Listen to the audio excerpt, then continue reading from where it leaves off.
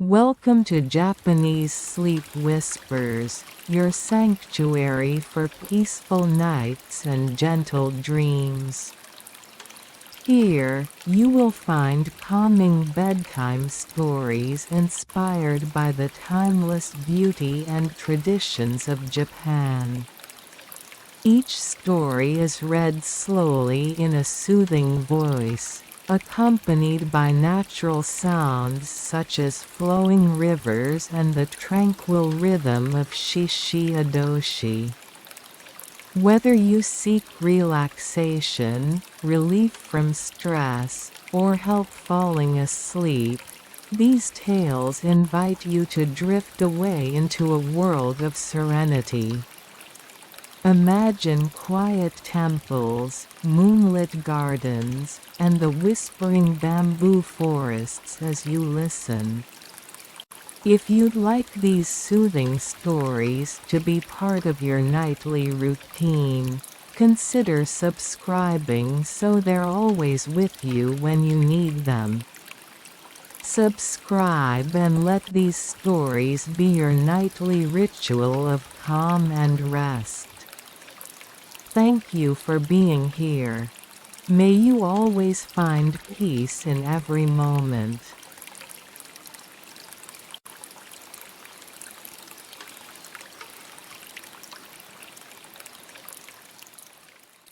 The sound of waves in a small fishing village. Prologue. Morning waves. The first light of dawn spread softly across the small fishing village. Gentle waves kissed the sandy shore, leaving foamy traces that shimmered in the pale morning sun. The air was cool, filled with the scent of salt and wet wood from the fishing boats docked in the harbor. Aiko walked slowly along the beach, her bare feet sinking slightly into the damp sand. She listened to the rhythm of the waves, the soft lapping sound echoing through the quiet morning. The village was just beginning to stir. Smoke curled lazily from chimneys, and the faint clang of a bell from the harbor marked the start of another day.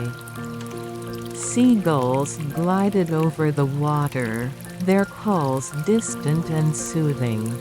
Aiko inhaled deeply, feeling the calmness of the sea seep into her chest.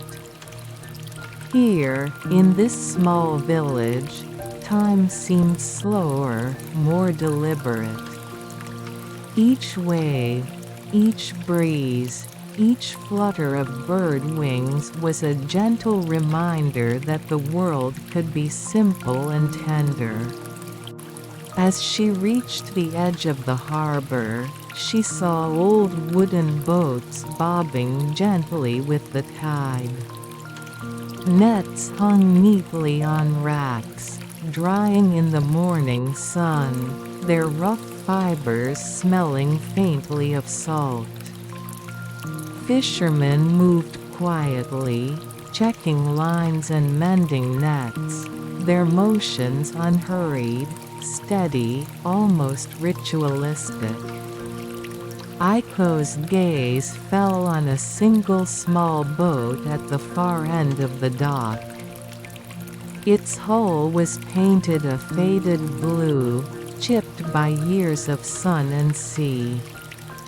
Inside, a lantern rested, its paper soft and worn, glowing faintly with the reflection of the morning light.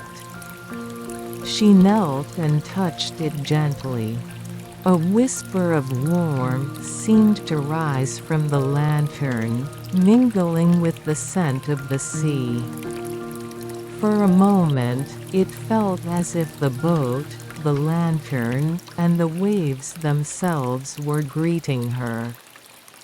The sound of the waves was quiet, persistent, like a heartbeat. Aiko closed her eyes, letting it fill her senses. The village, the harbor, the distant mountains, they all seemed to hold their breath in the softness of the morning. And in that gentle silence, Aiko felt a quiet stirring inside her. Something was beginning a journey tied to the rhythm of the sea, the whisper of waves, and the hidden stories of the small fishing village. She opened her eyes, smiled softly, and stepped closer to the water. The waves lapped gently around her toes. The day had begun, and the village, the sea, and the quiet heartbeat of life around her were waiting to tell their stories. Chapter 1: The Fisherman's Son. The sun had risen higher now, casting a soft golden light across the small fishing village. Wooden houses lined the narrow paths, their rooftops patched with weathered tiles.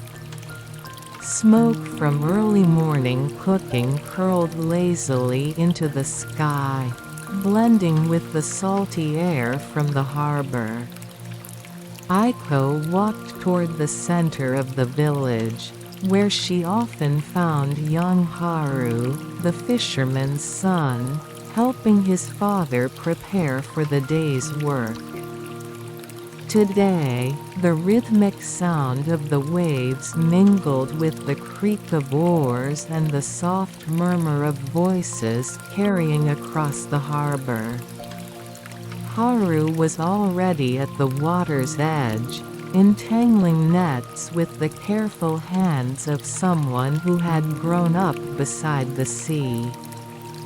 His dark hair fell slightly into his eyes, but he didn't notice as he worked.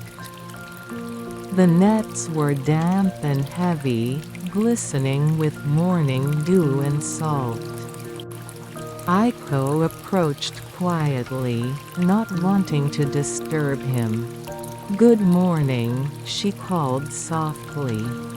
Haru looked up, and a faint smile appeared. "Good morning, Aiko. The sea is calm today." She nodded, glancing at the gently rolling waves. "It feels peaceful."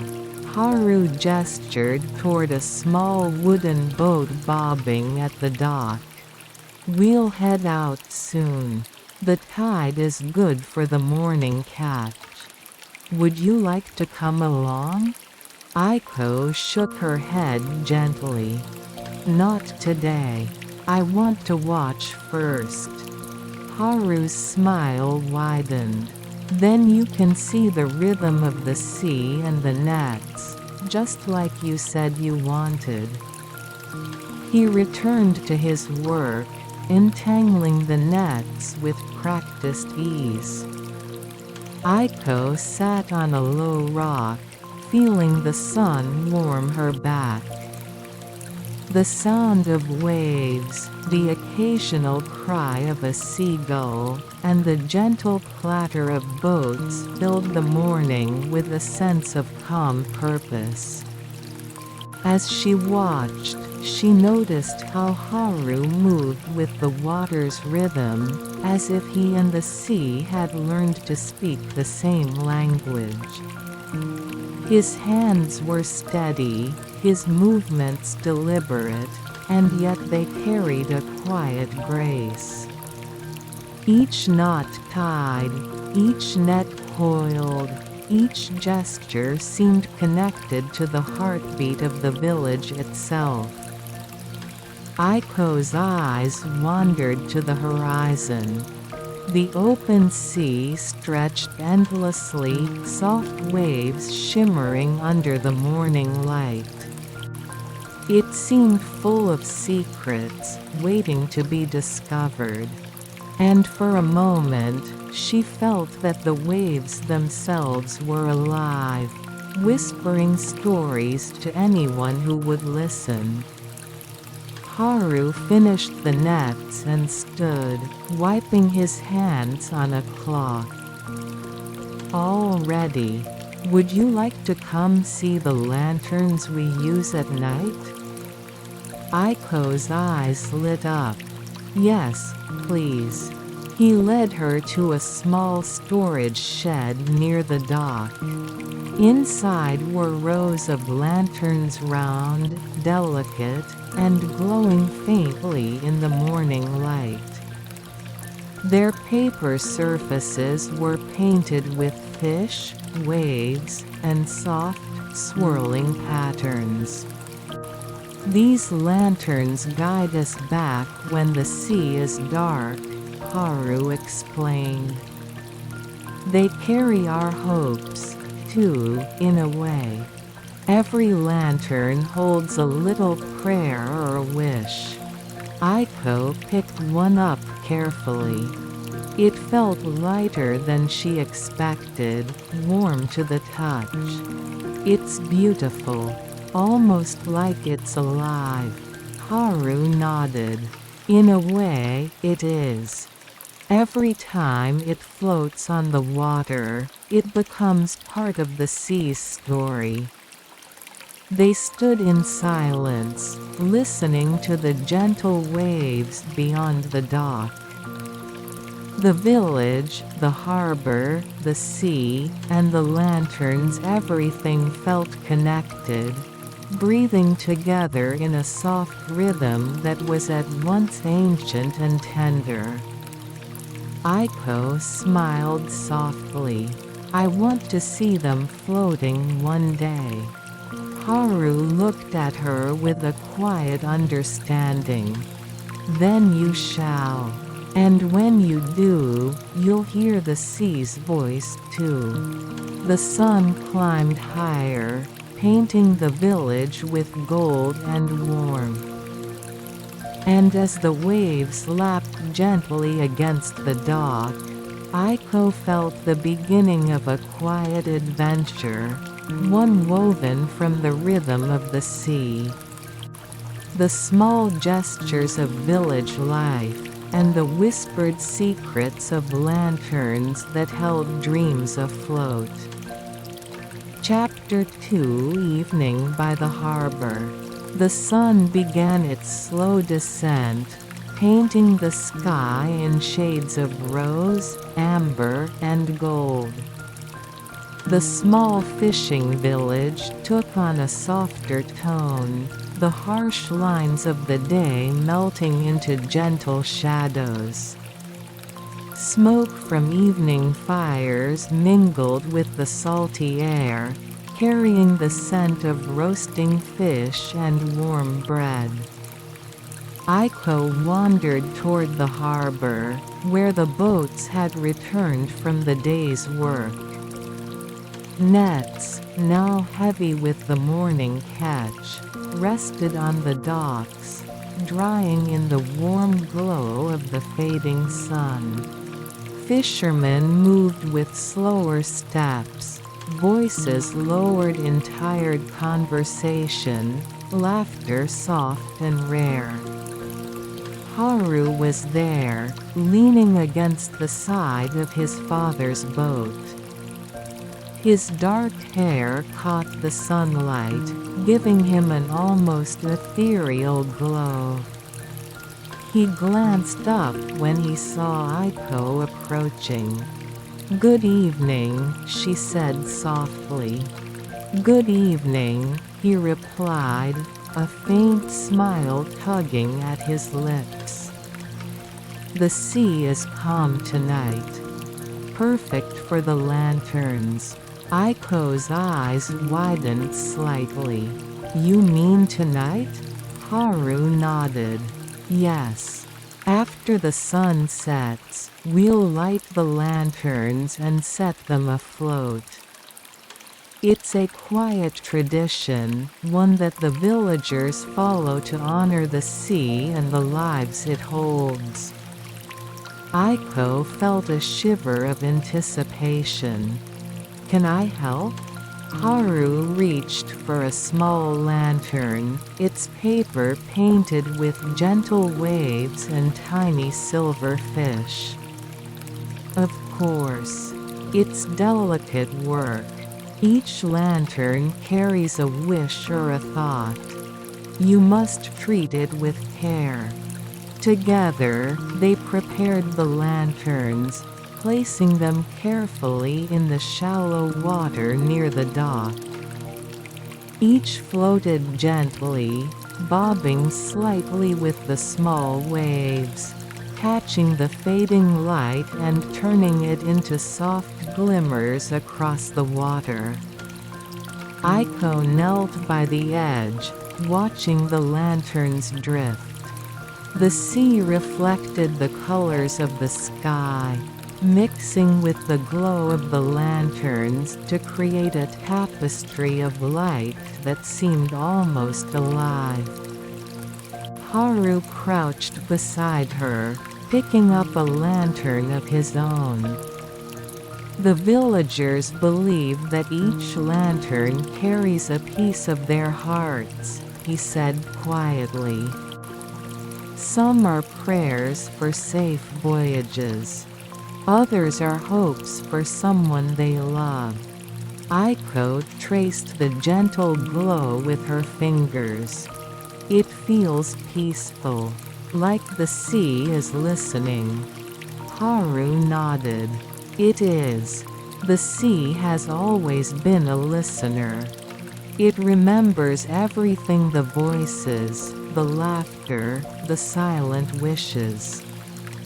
As darkness fell, the lanterns floated farther from the dock, each casting a faint, flickering light across the waves. The gentle lapping of the water became a soothing rhythm, accompanied by the distant cries of gulls returning to the harbor. Aiko leaned forward, her reflection mingling with the lanterns in the water. She could see herself in the shimmering light, yet it felt different, softer, as if the reflection carried more than just her image. The sea is beautiful, she whispered. Haru smiled. Yes. And tonight, it will carry these lanterns, these wishes, into the vastness. It will hold them safe until morning. Aiko closed her eyes, letting the gentle sound of the waves and the soft flicker of lantern light wash over her. She could feel the quiet rhythm of the village, the warmth of the harbor, and the steady heartbeat of the sea itself. For a long while, they remained there in silence. The lanterns drifted, the waves whispered, and the village slumbered into a peaceful evening. Cradled by the sound of water and the soft glow of countless tiny lights. When she finally opened her eyes, Aiko felt as if the world had slowed to a perfect, gentle pace.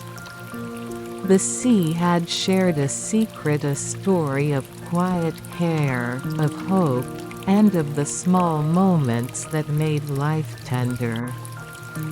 Haru looked at her with a soft smile.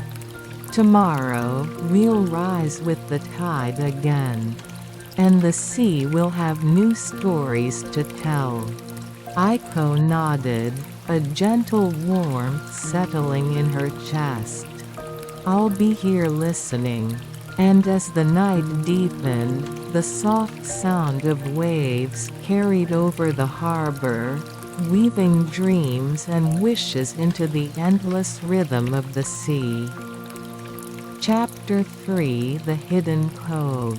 The morning arrived slowly, wrapped in a pale light that shimmered across the surface of the sea. Aiko woke to the soft rhythm of waves against the shore, each gentle lap carrying a sense of calm that seemed to linger even after the sun rose higher. Today, Haru had promised to show her a hidden cove, a quiet place tucked away from the harbor and the village. It was said to be a secret that only the villagers who had grown up by the sea knew. Well, a place where the water whispered differently, and the world seemed to slow to the rhythm of the tide. Aiko followed Haru along a narrow path that wound between the wooden houses and small fishing huts.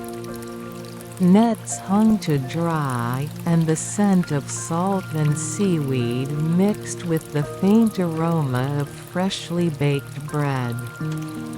A soft breeze ruffled her hair as the distant waves guided them onward. Haru led her down a path through tall grasses and low cliffs. "Not many people come here," he said quietly. "It's our place to listen to the sea without distractions." Aiko nodded, feeling the anticipation bloom gently in her chest. The sound of the waves grew clearer as they approached, a rhythmic melody that resonated through the air and underfoot. Finally, the path opened onto a small cove, sheltered by jagged rocks and the gentle curve of the shoreline. The water was calm here, reflecting the sky like a polished mirror. Tiny fish shimmered beneath the surface, darting through the clear shallows. Aiko knelt at the edge, dipping her fingers into the cool, clear water. "It's beautiful," she whispered. The waves whispered back softly, carrying the scent of seaweed and sand. Haru smiled and sat beside her.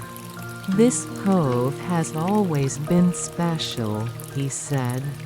"When the tides are quiet, you can hear the secrets of the sea, its stories, its memories, and sometimes even its wishes." Aiko tilted her head, listening intently.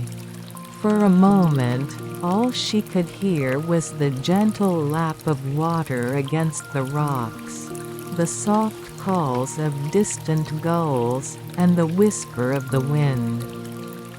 "Wishes?" she asked. Haru nodded. "People sometimes leave small tokens here, tiny lanterns, shells, or pieces of driftwood with a quiet hope. The sea keeps them safe, carrying their intentions gently until they are ready to return to the world." Aiko looked down at the water, imagining little lanterns floating among the waves. She could almost see them glowing softly, each carrying the heart of someone who had trusted the sea with their dreams. "I'd like to leave something one day," she said softly. "A small wish for someone to find." Haru's eyes glimmered with understanding. "Then the cove will keep it, just as it has kept everything else." They spent the morning there in silence, Aiko tracing her fingers through the water, Haru pointing out the small creatures hiding in the rocks and the shells scattered along the shore. The sunlight danced on the water's surface, casting patterns that shifted like living light. As the tide slowly rose, tiny waves lapped over the sand, carrying with them the sense of gentle continuity that seemed to define this hidden place. Aiko felt a connection to the sea, the village, and the rhythm of life around her, a quiet understanding that everything, even the smallest gestures, had meaning. Before leaving, Haru handed her a small, smooth stone. "Take this," he said. "It's from the cove. Keep it as a reminder that the sea is always listening." Aiko held it carefully, feeling the weight of both stone and memory.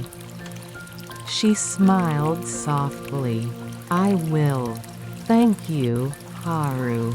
Together, they returned to the village, the hidden cove fading behind them like a secret dream. Yet Aiko knew it would remain with her always, the gentle heartbeat of the sea, the whispers of the waves, and the hidden wishes waiting in their mirrored depths. Chapter 4: The Night Lantern Festival. The evening sky stretched above the small fishing village in deep shades of indigo and violet. A gentle breeze carried the scent of the sea, mingling with smoke from fires and the faint aroma of grilled fish. The waves lapped quietly against the shore, each soft ripple echoing across the harbor like a whispered lullaby. Tonight was special. It was the night of the Lantern Festival, a tradition in the village for as long as anyone could remember. Villagers would gather along the shore, lighting paper lanterns to honor the sea, their families, and the quiet wishes carried by the water. Aiko walked beside Haru, holding a lantern painted with soft waves and small silver fish. Its warm light glowed faintly, reflecting on her hands and face. She felt a flutter of anticipation as they approached the shore, where rows of lanterns already floated gently in the water. The villagers moved quietly, placing their lanterns with care. Some whispered small prayers or hopes, while others simply closed their eyes, letting the soft glow carry their thoughts across the gentle waves. Children tiptoed along the docks, their laughter hushed but bright, like tiny sparks in the night. Haru handed a lantern to Aiko. "Here, this one is for you." She took it carefully, feeling the weight of its warmth. "For me?" "Yes," he said softly. "Place it in the water, and it will join all the others. The sea will carry it gently, and it will shine until morning." Aiko knelt by the water's edge, feeling the soft sand beneath her knees. The gentle waves lapped against the shore, teasing the lantern as if inviting it to join the others. She lowered it slowly into the water, watching as it floated freely among the dozens of other lights, each one dancing on the surface like tiny stars. A soft sigh of wind stirred the village, rustling the nets and the paper lanterns alike. The waves shimmered with reflection, and for a moment, the village, the sea, and the lanterns all seemed to breathe together. Haru knelt beside her, gazing at the floating lights. "Each lantern tells a story," he said softly. "Some are wishes for someone far away, some are thanks to the sea, and some are messages for those we have lost." Aiko traced her fingers along the rim of the lantern, feeling its fragile paper and warm glow. "It feels like the sea is listening." Haru nodded. "It is.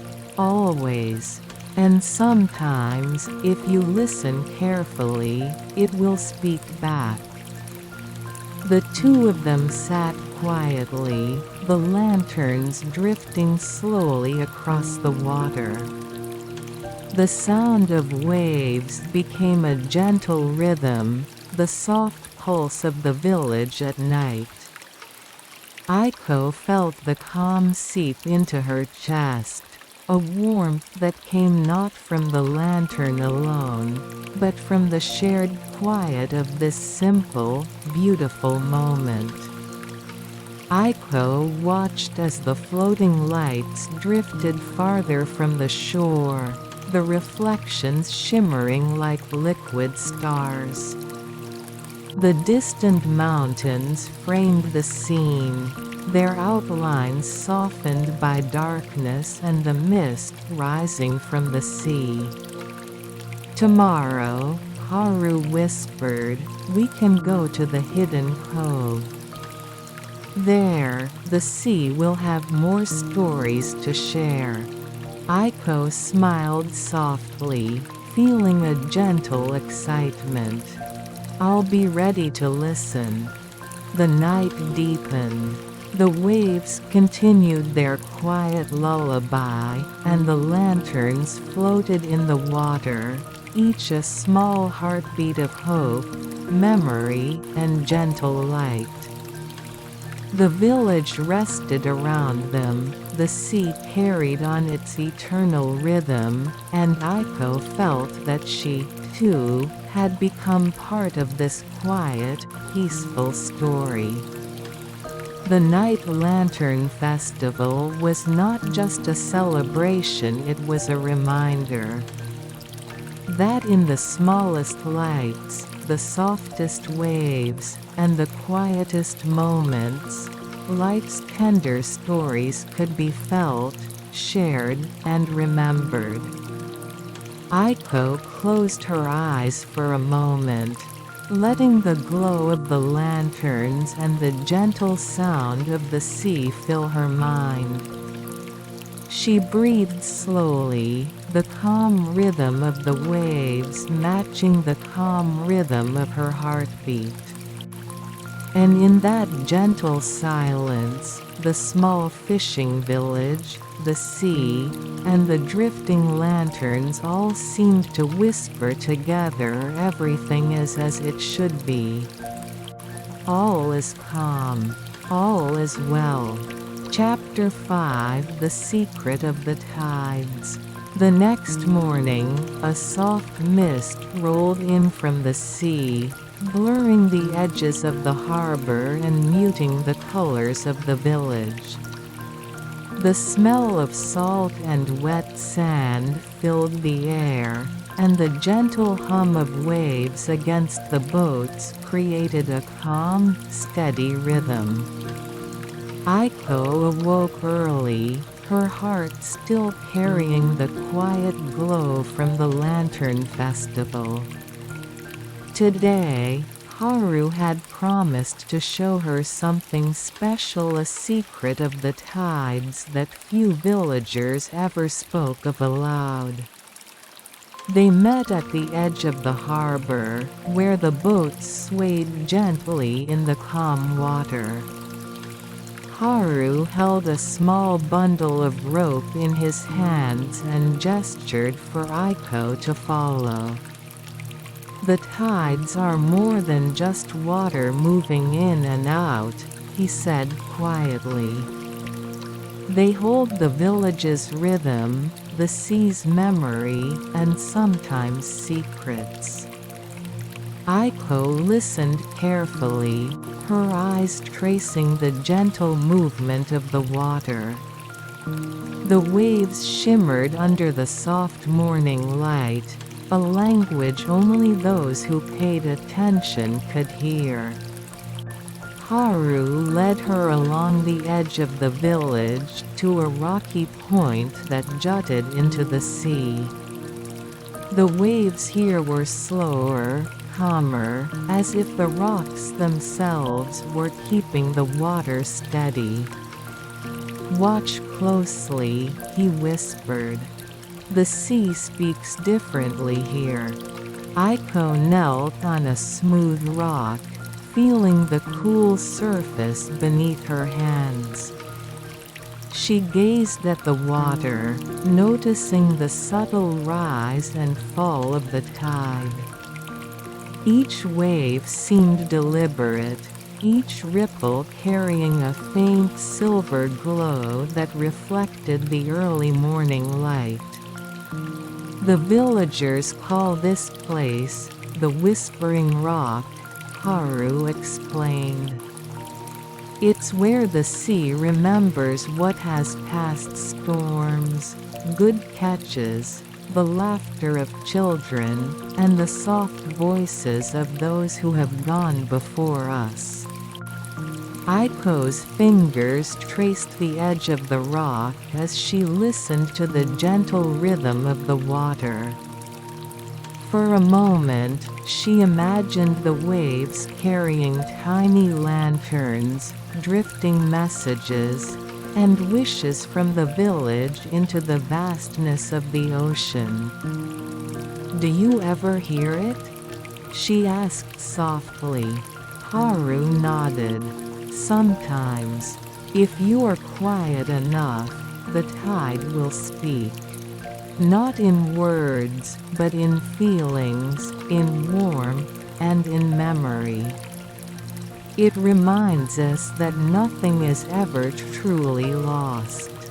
Aiko closed her eyes, letting the sound of the waves fill her mind.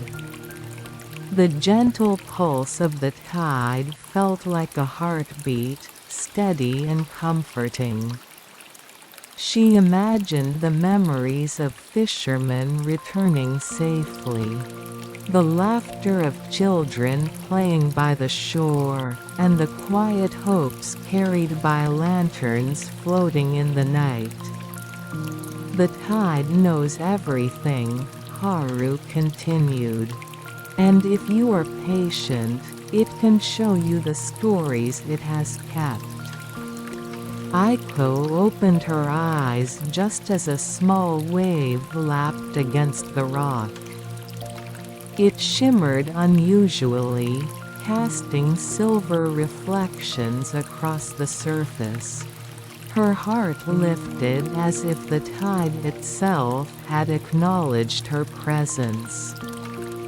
Haru smiled softly. "See? The sea has remembered you, too."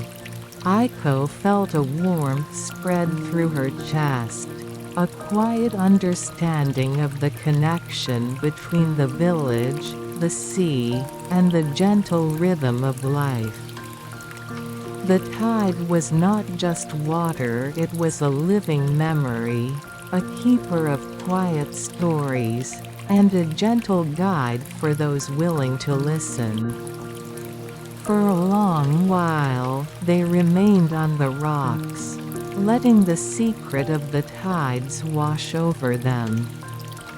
The sun rose higher, and the mist began to fade, revealing the village in soft golden light. Boats creaked gently, birds called softly, and the sea shimmered with quiet, constant motion. As they returned to the harbor, Aiko carried with her a sense of deep calm. She understood that the village, the sea, and its tides were all part of a living rhythm, one that welcomed every quiet wish and remembered every gentle act. And somewhere beneath the waves, the tide whispered, promising that all stories, all hopes, and all memories would find their way home. Chapter 6 Moonlight on the Dock. Night had settled over the small fishing village, draping it in a blanket of silver and deep blue. The sea glimmered softly under the full moon, its gentle waves lapping rhythmically against the wooden docks. Aiko walked along the shoreline, her bare feet brushing the cool sand, feeling the calm of the night wrap around her like a soft, protective cloak. Haru was waiting at the edge of the dock, holding a small lantern. Its faint glow reflected on the water, mingling with the silver shimmer of the moonlight. "Good evening," he said softly. "Good evening," Aiko replied, her voice barely above a whisper. The world seemed too quiet, too delicate for louder sounds. Haru handed her a lantern. "Tonight, I want to show you how the moonlight and the sea work together. Watch carefully." Aiko knelt on the dock, placing the lantern gently beside her. The water was calm, almost glass-like, reflecting the moon as if the sky had been lowered into the sea. She leaned forward, her eyes tracing the ripples that slowly danced across the surface. "The villagers believe that the sea listens best at night," Haru said. "And the moon helps guide the light, both the lanterns and the wishes they carry." Aiko reached out to touch the water. Her fingers created tiny ripples that caught the moonlight, scattering it in delicate patterns. The reflection of the lantern flickered with each movement, as if the sea itself were breathing. Haru watched silently. Then, quietly, he began to float a small lantern onto the water. Aiko followed, lifting hers carefully and setting it beside his. The lanterns drifted slowly, swaying gently with the tide. "Each lantern has a story," Haru whispered.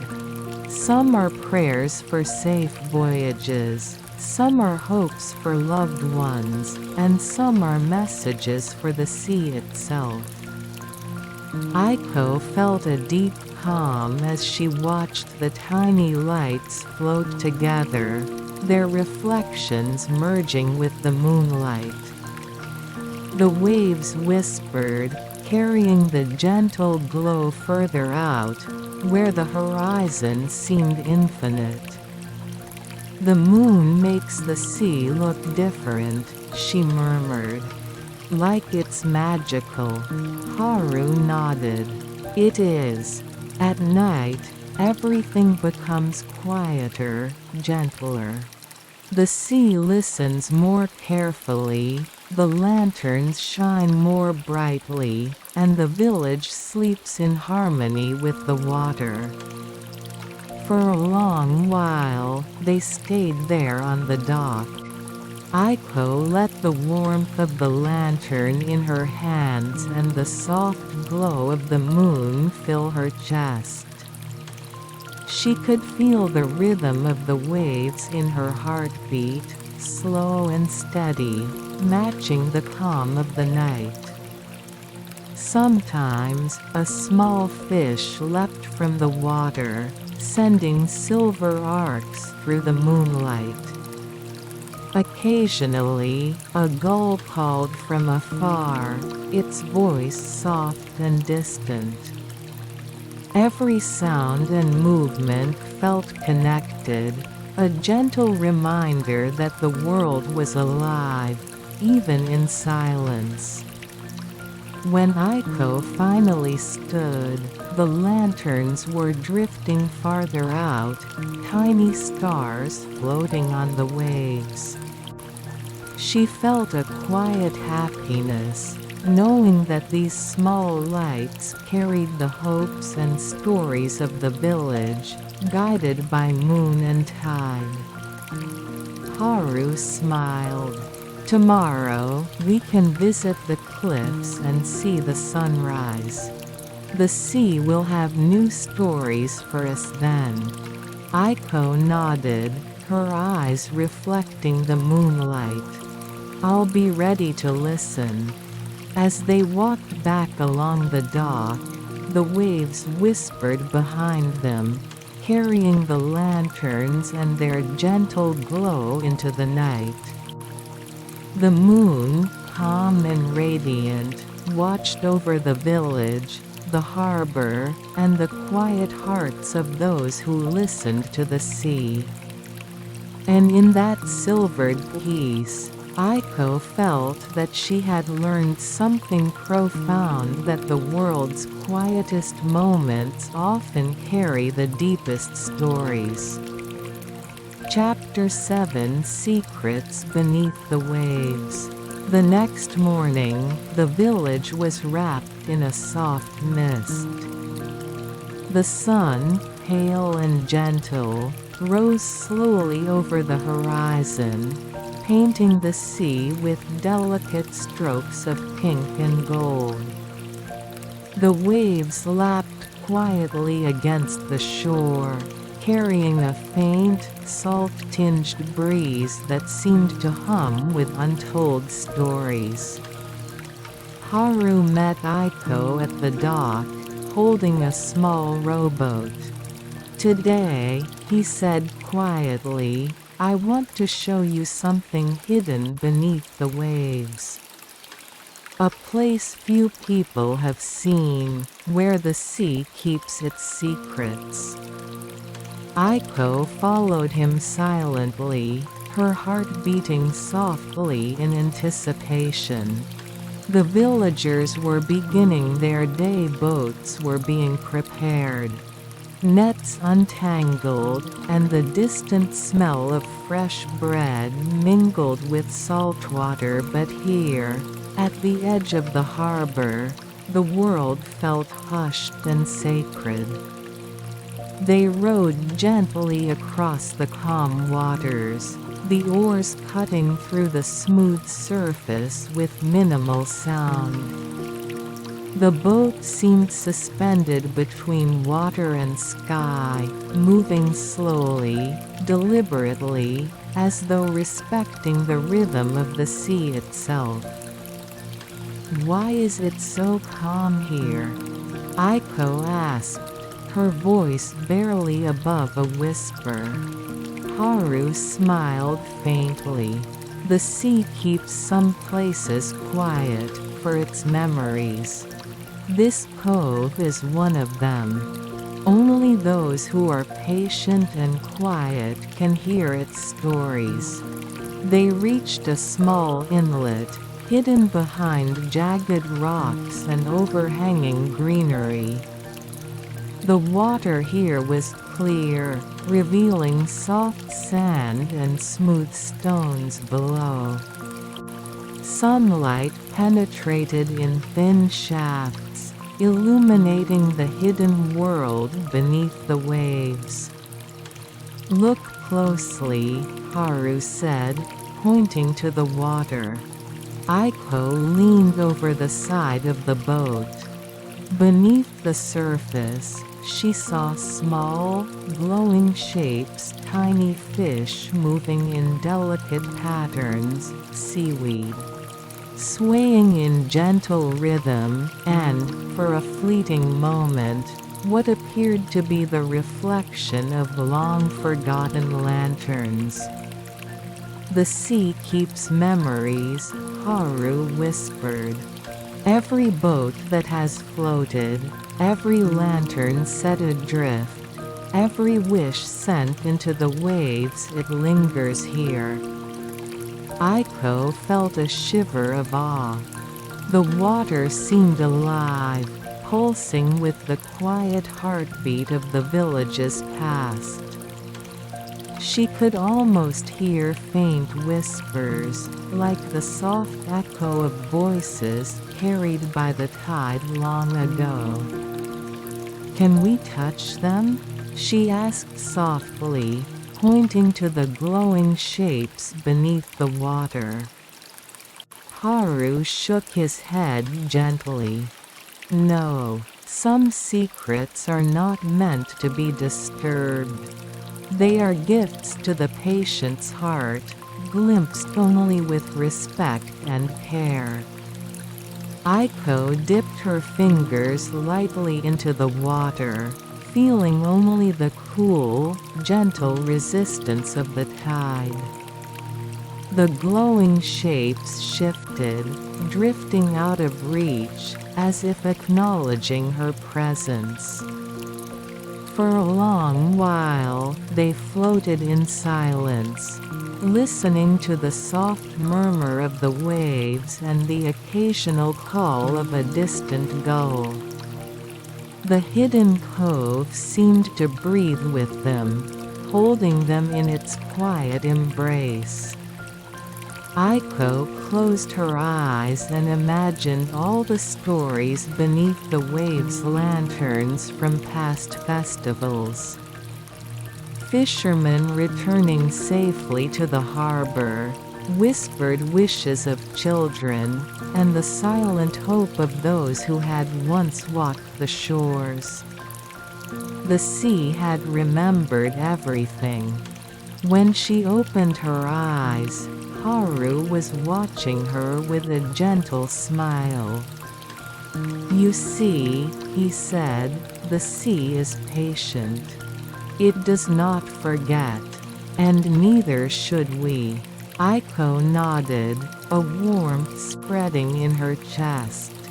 She felt the rhythm of the tides, the quiet life beneath the waves, and the weightless calm of the hidden cove. She understood, without words, that the village, the sea, and its memories were intertwined, forever moving, forever alive.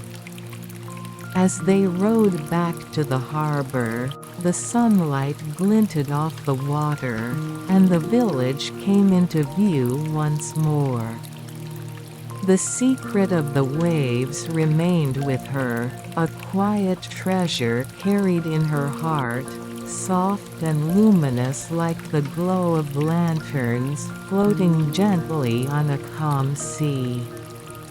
Aiko knew she would return someday, to listen again, to remember again, and to honor the quiet stories the waves held beneath their surface. Chapter 8: The Evening Breeze. The sun hung low over the horizon, spilling golden light across the small fishing village.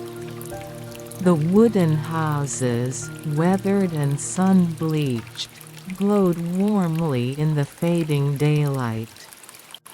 The harbor was quiet now, the day's work mostly done, and the waves lapped gently against the docks, carrying with them a soothing, familiar rhythm.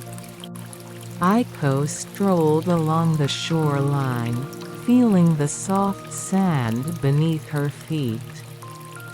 The breeze drifted from the sea, cool and gentle, tousling her hair and brushing her cheeks like a tender hand. She breathed deeply, savoring the mingling scents of salt, seaweed, and the faint aroma of evening fires from the village. Haru was waiting at the edge of the dock, holding a small lantern. "The evening breeze carries more than air," he said softly. It carries the stories of the sea, and whispers them to those who listen. Aiko smiled, watching the sunlight glint across the water. "I think I understand," she said. "The wind and the waves, they speak quietly if you're patient." Haru nodded. Together, they placed their lanterns on the water, letting them drift slowly with the tide. The lanterns glimmered faintly, their reflections flickering like tiny stars across the rippling surface. The waves wrapped around them gently, guiding them toward the open sea. The villagers believe the breeze can carry wishes far and wide, Haru continued. Some go to loved ones, some to the unknown, and some simply remain with the sea, waiting to be found. Aiko knelt by the edge of the dock, dipping her fingers into the water. The waves shimmered beneath her touch, and she felt the warmth of the lantern in her other hand. "It feels like everything is connected," she whispered. "The village, the sea, the sky, even us." Haru smiled faintly. "Yes. The breeze reminds us of that. Nothing exists alone. Even the smallest wave is part of something greater, and every gentle wind is a messenger of the sea." For a long while, they sat in silence, watching the lanterns drift farther from the dock. The gentle murmur of the waves, the faint rustle of the evening breeze through the reeds, and the soft glow of the lanterns created a sense of calm so complete that Aiko felt her thoughts slow, each one folding into the rhythm of the water. She glanced at Haru, who was gazing out toward the horizon. "Do you ever think about all the wishes the sea carries?" she asked softly. "All the time," he replied. "And I believe the sea listens to them all. That's why we leave lanterns to help our wishes join the world without being lost." The sun dipped lower, casting long shadows across the village and harbor.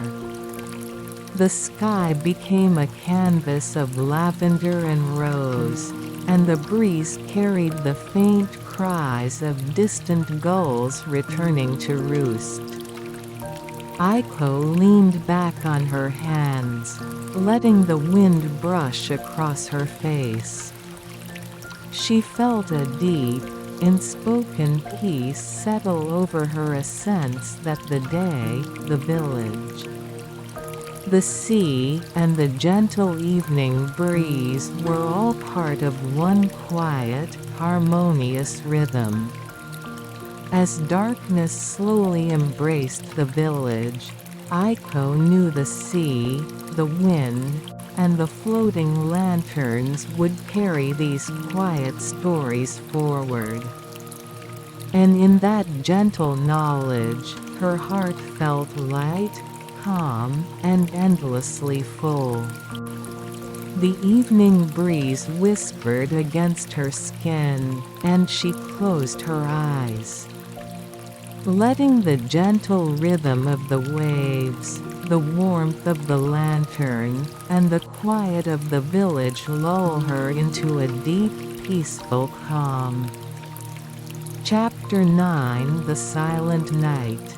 The village had fallen into a deep, peaceful quiet. The last light of the sun had faded behind distant mountains, leaving the sky a deep indigo sprinkled with faint stars. The sea reflected this darkness, glimmering softly as gentle waves lapped quietly against the docks. Aiko walked along the shoreline, her feet brushing the cool sand, listening to the soft rhythm of the water.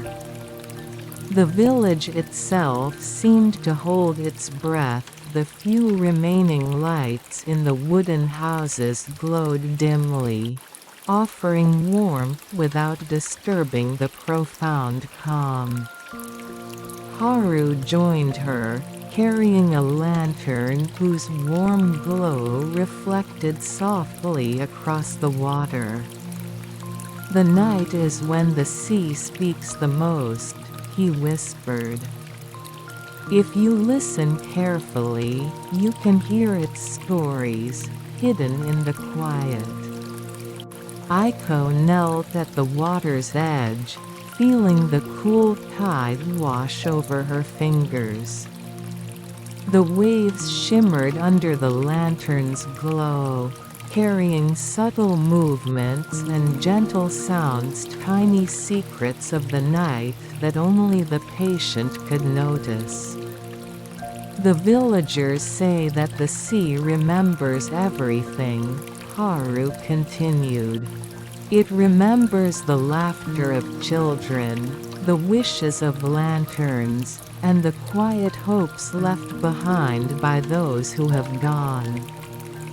And at night, it whispers them back to anyone willing to hear." Aiko closed her eyes, letting the sound of the waves fill her mind.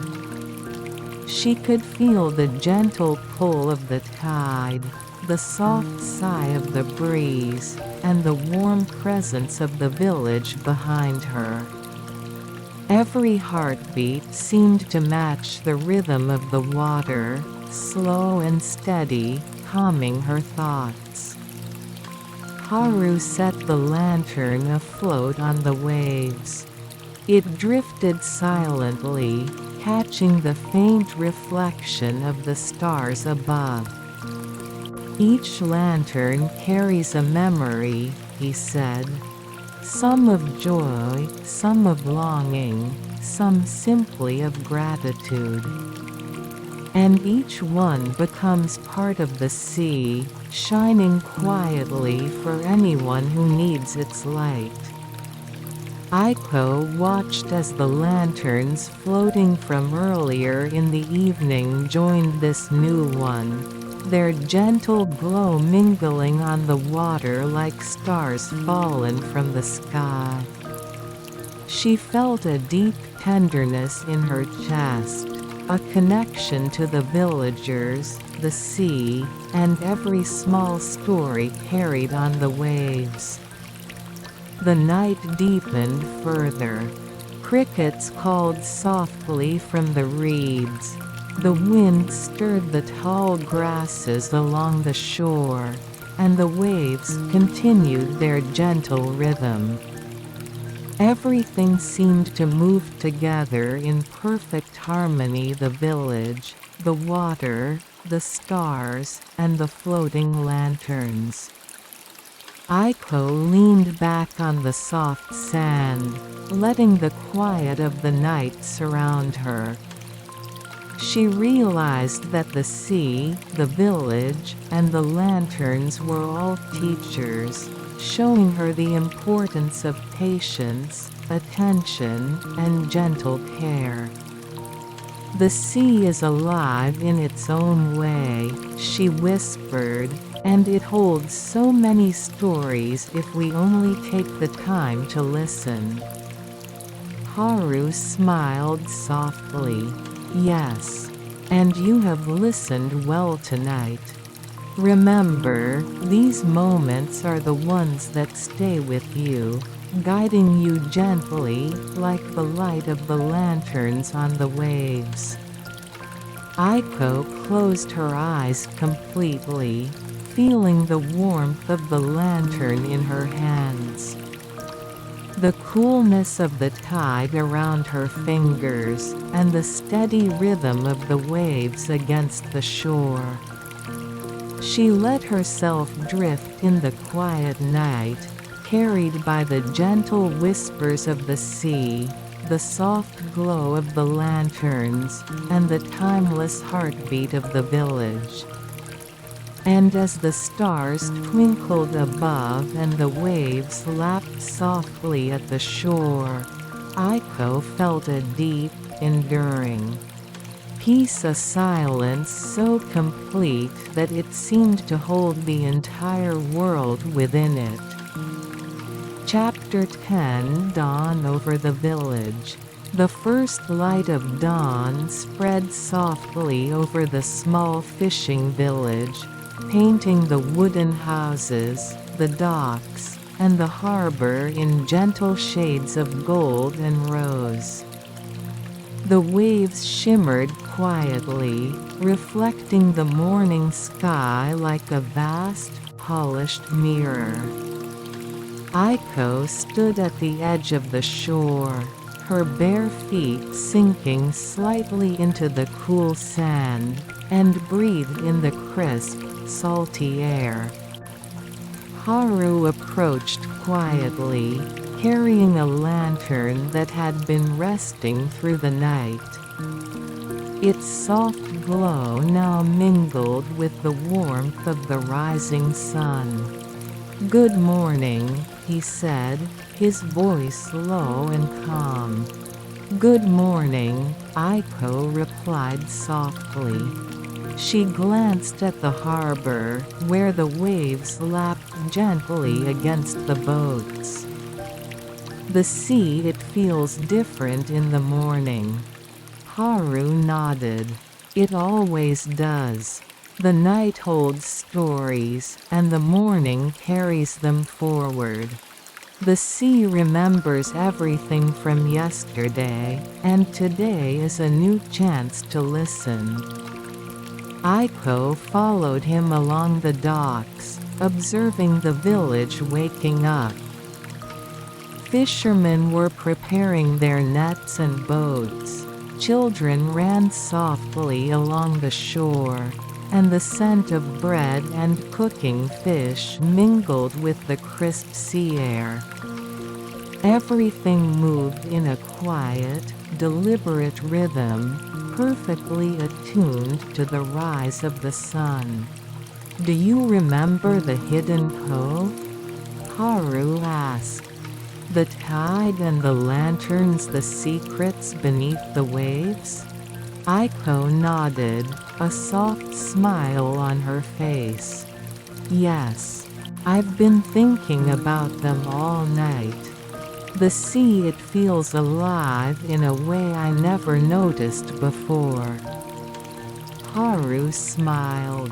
"And now you are part of its rhythm. Every story, every wave, every lantern, they are all connected. And so are we." They carried the lantern to the water's edge. Aiko knelt, setting it gently afloat. It drifted slowly, shimmering as it caught the first rays of the sun. Around it, the waves rippled softly, carrying it outward, blending with the gentle golden reflections of morning. "Each day is a new journey," Haru said. "And each wave, each breeze, each floating lantern reminds us of the quiet beauty in the world." The village, the sea, the sky, they all speak to those who take the time to listen. Aiko watched the lantern float farther into the harbor, feeling the warmth of the moment settle deep in her chest. She breathed slowly, the rhythm of the sea now perfectly aligned with her own heartbeat. "Tomorrow," Haru said softly, "we'll rise with the tide again." The sea will have new stories, and the lanterns will carry new hopes. Aiko smiled, her eyes reflecting the shimmering water. I'll be ready to listen. The village, now fully awake, moved quietly around them, yet the soft magic of the morning lingered. Waves lapped gently, birds called softly from distant rooftops, and the lanterns glowed faintly, a bridge between night and day, between memory and hope. Aiko looked out toward the horizon. The sea stretched endlessly, calm and radiant. She felt the deep, gentle pulse of life flowing through the village, the harbor, and herself. And for the first time in a long while, she understood something essential, that the quietest moments, the softest waves, and the gentlest lights carry the most profound stories. With the rising sun, the village awoke fully, yet a sense of calm endured. Aiko held that peace in her heart, the rhythm of the tides and lanterns guiding her gently forward. The sea whispered its endless story. The waves carried wishes, memories, and hopes. And the village, small and enduring, rested in harmony with the gentle, timeless heartbeat of the world. Aiko took a deep breath, smiled softly, and let the calm of dawn, the warmth of the lantern, and the quiet rhythm of the sea fill her. And in that serene, golden morning, everything felt exactly as it should, peaceful, eternal, and full of quiet wonder. Temple bells at dusk prologued the fading light over the old capital. The last light of the day drifted softly over the rooftops of the old capital. In Kyoto, dusk did not arrive suddenly, it seeped gently into the folds of wooden eaves and winding stone paths. Like a silken cloth settling over a resting figure. From the western mountains, a cool breeze carried with it the faint scent of cedar and incense, so delicate that one might wonder whether it was truly there, or merely a memory returning from a distant dream. Down the narrow lanes of Higashiyama, lanterns began to glow to life, their amber halos trembling inside their rounded glass. The world slowed. Footsteps softened. Conversations turned to murmurs. Every sound seemed wrapped in velvet. And then, almost imperceptibly at first, the temple bells began to ring. Their voices rose from the twilight like slow ripples spreading across a still pond. Low, resonant, and immeasurably calm. The ancient bronze bell of Honan Inn. The deeper, lingering tone from Chion Inn. The more distant echoes from Kiyomizu-dera. Each bell carried its own character, its own age, its own breath, but together they blended into a harmony that felt older than the city itself. It was a sound that asked for nothing. A sound that was expected was nothing. A sound that simply existed, like the mountains behind it. As the last sliver of sunlight slipped behind the ridge, a soft violet twilight settled over the temples. And in that fragile space between day and night, as the bells continued their slow tolling, something in the air seemed to shift. It was said among the elders that dusk in the old capital was a threshold. A moment when the invisible became only slightly less invisible. A time when memories, both personal and ancient, rose quietly from the stones. On this particular evening, as the final bell struck across the valley, a young traveler named Akari paused on the path leading toward a moss-covered gate. She had come in search of rest, though she did not yet know what kind of rest she truly needed. Wrapped in the hush of dusk and guided only by the sound of the bells, she stepped beneath the tilting gate.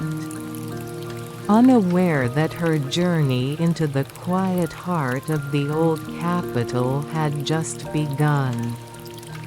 And above her, in the deepening sky, the first star appeared trembling gently, like a small light. Deciding whether to remain in the heavens or sink into the dreaming earth below. Chapter 1 Path of Moss and Evening Mist. The stone path before Akari wound gently uphill, its surface cool beneath her sandals. Moss grew thick between the cobblestones, softening their edges until the walkway resembled a ribbon of green woven into the forest floor. The air was turning cooler now. Evening mist pooled in the folds of the path like low, drifting clouds, parting silently as she walked through them. Fireflies flickered near the ground, their pale lights blinking on and off as though exhaling. Though she had only just entered, it felt as if the forest had been waiting for her for a long time. Akari slowed her pace. There was no need to hurry here. Time itself seemed less rigid, less demanding. Each breath she took blended into the rustling of the maple leaves overhead. As she walked deeper into the grove, the temple bells continued to echo faintly behind her, as if urging her forward with gentle insistence. The path opened to a small clearing. In the center stood a worn wooden sign that read, "Hogetsu in temple visitors welcome until the last bell." But the last bell had already rung. Yet the gate was not closed. Akari touched the wood of the gate post. It was warm, as though it held the memory of sunlight within it. When she stepped inside, the forest seemed to draw a quiet breath. To her left, a stream flowed so softly that it might have been mistaken for the whisper of silk being smoothed by careful hands. The water reflected the faintest hint of the sky's deepening blue. Ahead, stone lanterns lined the path, their interiors glowing with tiny flames. The light was not bright enough to illuminate the way completely, but bright enough to keep fear at bay. The tranquility felt almost deliberate, as though the temple grounds were orchestrated to draw the mind downward, inward, and finally to rest. Akari's own thoughts began to loosen, unraveling slowly like threads from a spool. She wondered how long it had been since she last allowed herself to walk without purpose. Without schedules, without the constant hum of responsibilities pressing against her shoulders. Here, surrounded by the gentle breath of evening mist, those pressures dissolved like ink in water.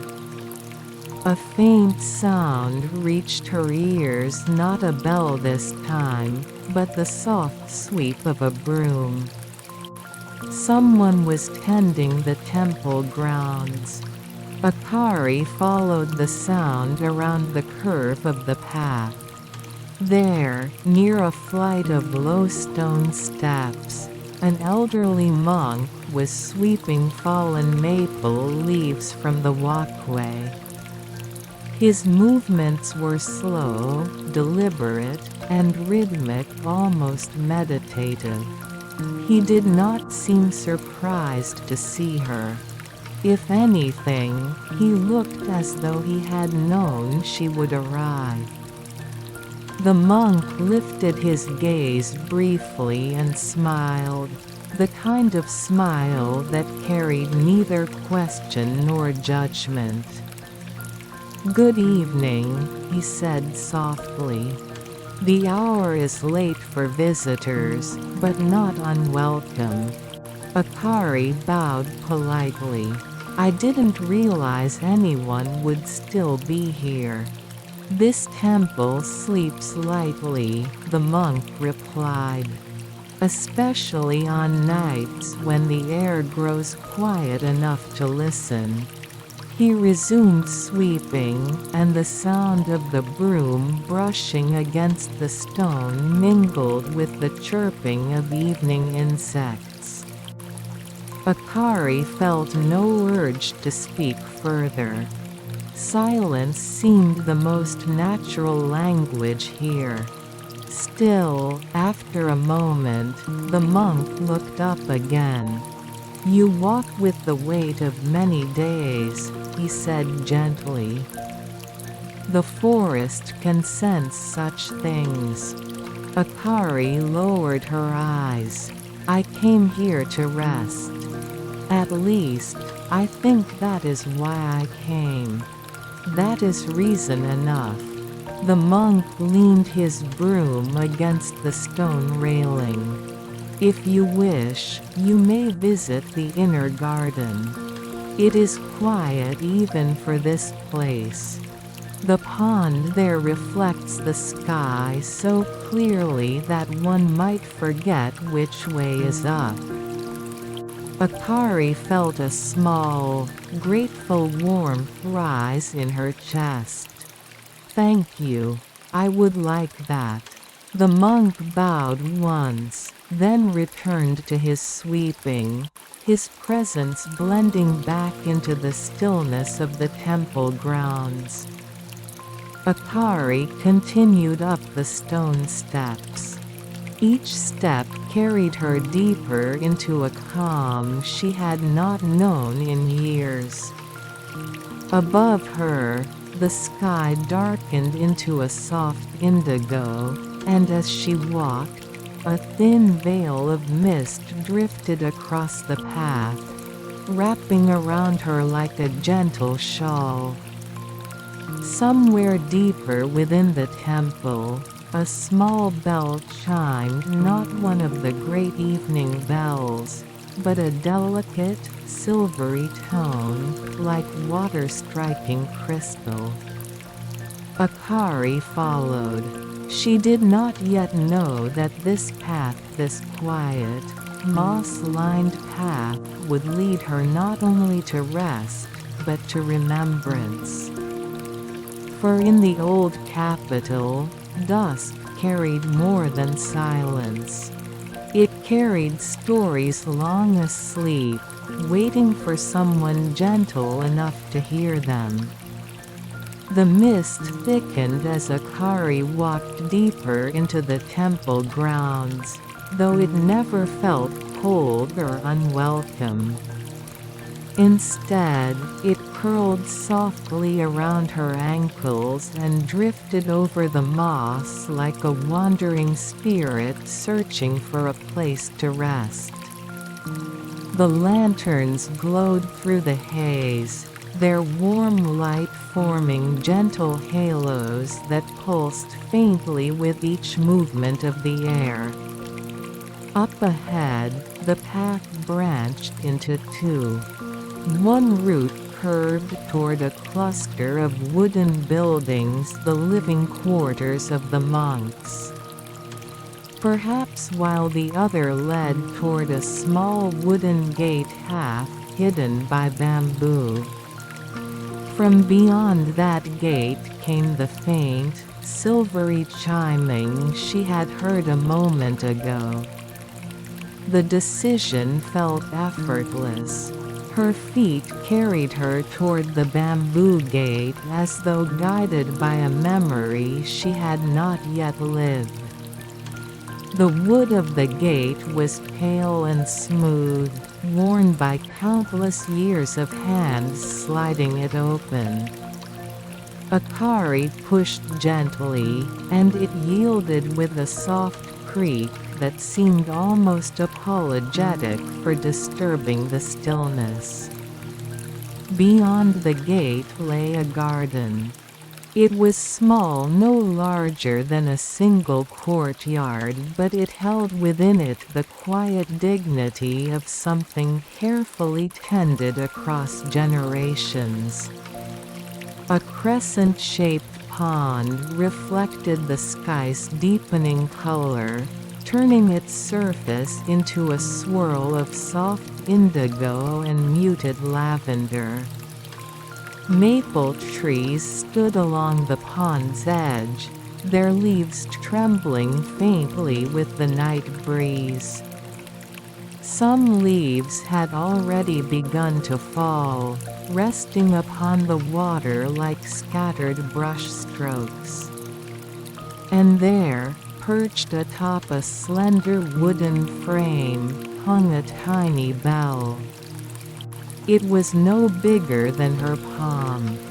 Its metal was delicately carved with waves and clouds, and when the wind stirred, the bell chimed with a voice so soft that it sounded almost like the distant memory of sound rather than sound itself. Akari stepped closer to the pond. Her reflection drifted beneath her dim, soft-edged, and slightly blurred by the faint ripple of water.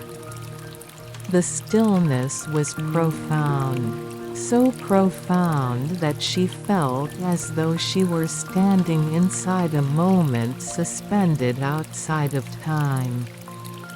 Her breath slowed, her shoulders eased, and for the first time in many weeks, her thoughts did not push or pull, they simply floated, like fallen leaves on a quiet stream. She knelt beside the water. Nothing rushed her. The garden had no expectations. A soft rustling came from behind her. She turned to see the elderly monk from earlier, standing at the entrance of the bamboo gate. His broom was gone, he held instead a small lantern whose flame flickered like a quietly beating heart.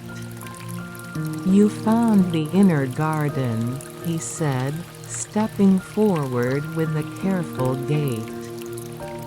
"Few visitors wander here at this hour." "I followed the bell," Akari replied.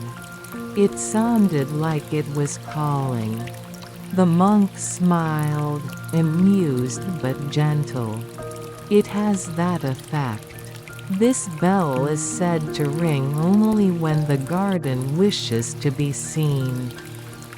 Akari looked back at the tiny bell, which chimed again as a breeze drifted through the branches. "What is this place?" she asked.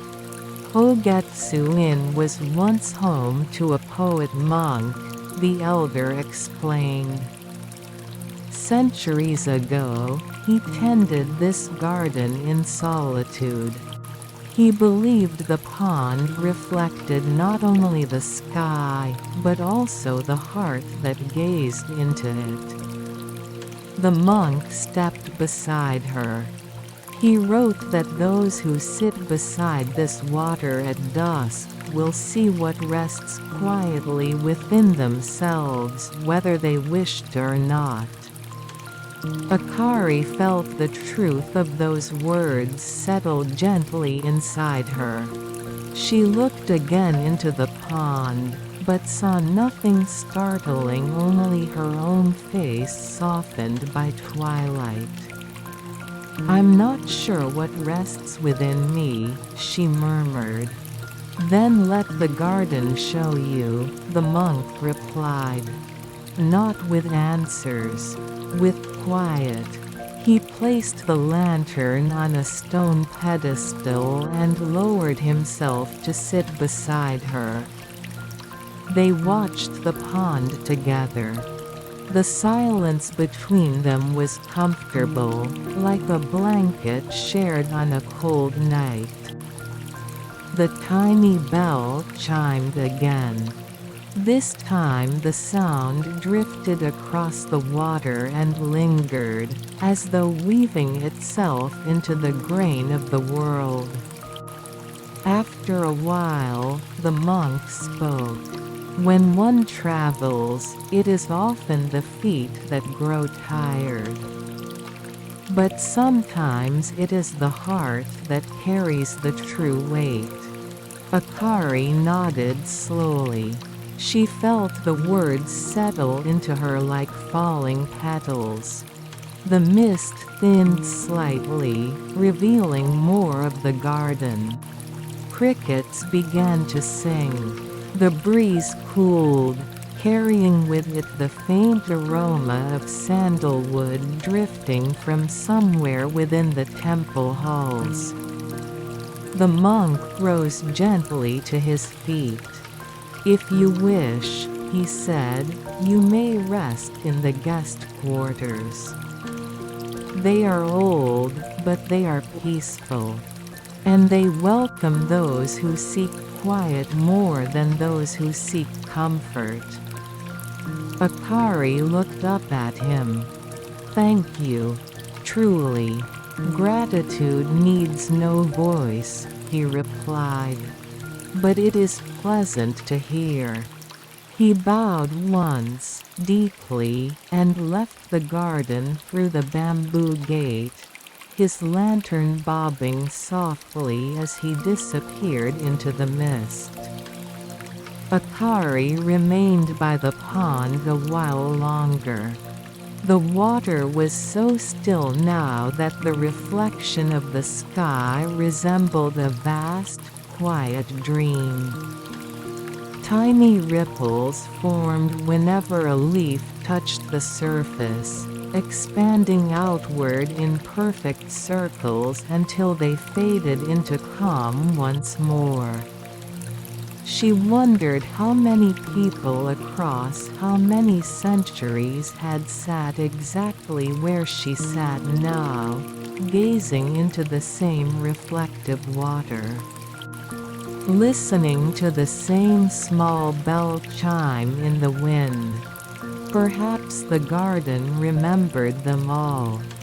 Perhaps that was why it felt so warm, so familiar, like a place shaped not only by hands, but by the quiet presence of those who came seeking peace. A long breath left her body, slow and deep. For the first time since arriving in the old capital, she felt her heart loosen. Not healed, perhaps, but softened. The bell chimed once more. A gentle, lingering note. Akari closed her eyes. When she opened them again, the mist had begun to drift upward, thinning into the nighttime air like a veil being lifted. The lanterns along the path flickered, guiding her back toward the main grounds. She rose, bowed once to the pond in quiet gratitude, and stepped back through the bamboo gate. The temple waited for her. The evening waited for her.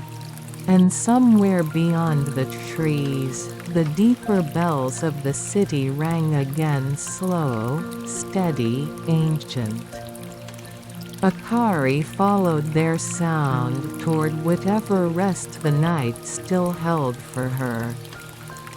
Chapter 2: The Guest Quarters beneath the cedar eaves. Night had fully settled over Hogetsu in Temple by the time Akari made her way back along the lantern-lit path. The sky above the cedar trees had deepened into a velvety indigo, and the first handful of stars shimmered through the shifting branches like tiny droplets of silver suspended in the air. The quiet felt different now, not the expectant hush of dusk, but the restful silence that wrapped itself around the world once day had completely surrendered. Akari walked slowly, letting her steps align with the rhythm of the evening insects. Their chirping rose and fell like breath, steady and calming.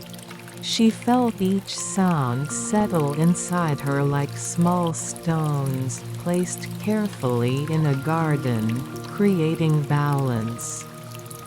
Ahead, the guest quarters came into view. They stood at the edge of the temple grounds, partially hidden behind a line of tall cedar trees whose trunks formed dark, vertical lines against the night sky. Their branches arched overhead like a natural roof, allowing only fragments of starlight to filter through. The building itself was simple, a long, low structure with sliding wooden doors and a veranda running along the front. The wood had aged to a soft, matte brown, polished smooth by decades of hands sliding the doors open and closed. Paper lanterns hung beneath the eaves, their warm glow reflecting off the cedar needles scattered on the ground. Akari paused at the bottom of the steps, breathing in the faint scent of cedar resin and tatami that drifted from within. The quiet here was deeper, softer, almost like a whisper meant only for those who truly needed it. As she stepped onto the veranda, she noticed a small wooden plaque hanging beside the entrance. Guests of the night rest as deeply as the trees. She smiled gently. Inside, the quarters were dimly lit by a single lantern placed on a low wooden table. The room was spacious but sparse tatami flooring, a folded futon prepared neatly in the corner. A small alcove holding a vase with a single sprig of seasonal flowers, and a sliding window that looked out into the woods. With the door closed behind her, the night's quiet grew even more complete. She knelt beside the futon and took in a slow breath. The faint aroma of straw from the tatami mixed with the cool nighttime air drifting in from the window. It reminded her of childhood visits to her grandparents' home, where summer nights felt like this, soft, slow, scented with the earth. Akari stood and slid open the paper window. Outside, the cedar trees swayed gently. Their needles rustled in a way that sounded like a distant ocean, soft and rhythmic, washing over itself again and again. The moon had risen now, pale and round, its light spilling across the moss and fallen leaves. Fireflies moved lazily along the roots of the trees, glowing faintly as though the moonlight itself had fragmented and begun to wander. Akari leaned against the wooden frame. Her breath fogged faintly in the cool air.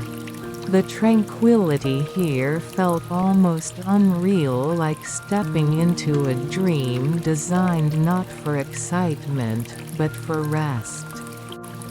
Yet beneath that tranquility, a subtle awareness stirred.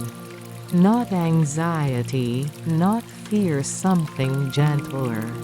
A quiet curiosity, as if the temple were slowly opening a door inside her she had forgotten existed. She heard soft footsteps along the veranda. Turning, she saw the elderly monk again, carrying a small tray.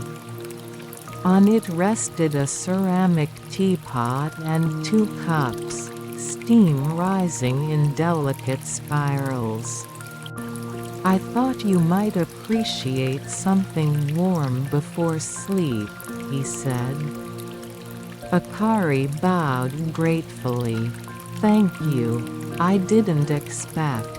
Rest seldom comes without invitation," he replied with a faint smile. "It is polite to offer it a cup of tea." He set the tray on the low table and poured the tea. The aroma rose gently, roasted, earthy, calming.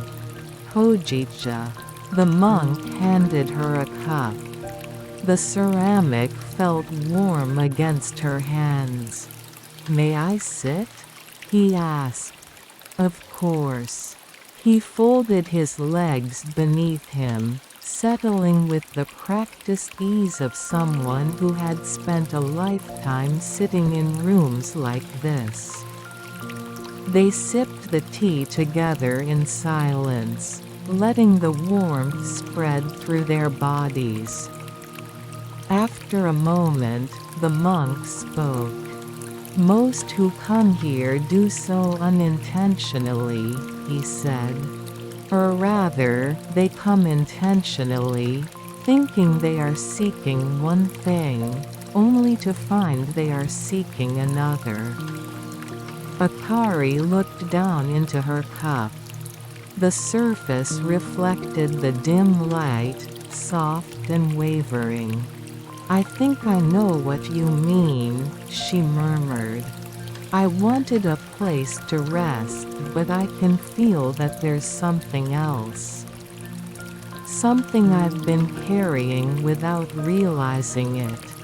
The monk nodded gently, as though he had expected this.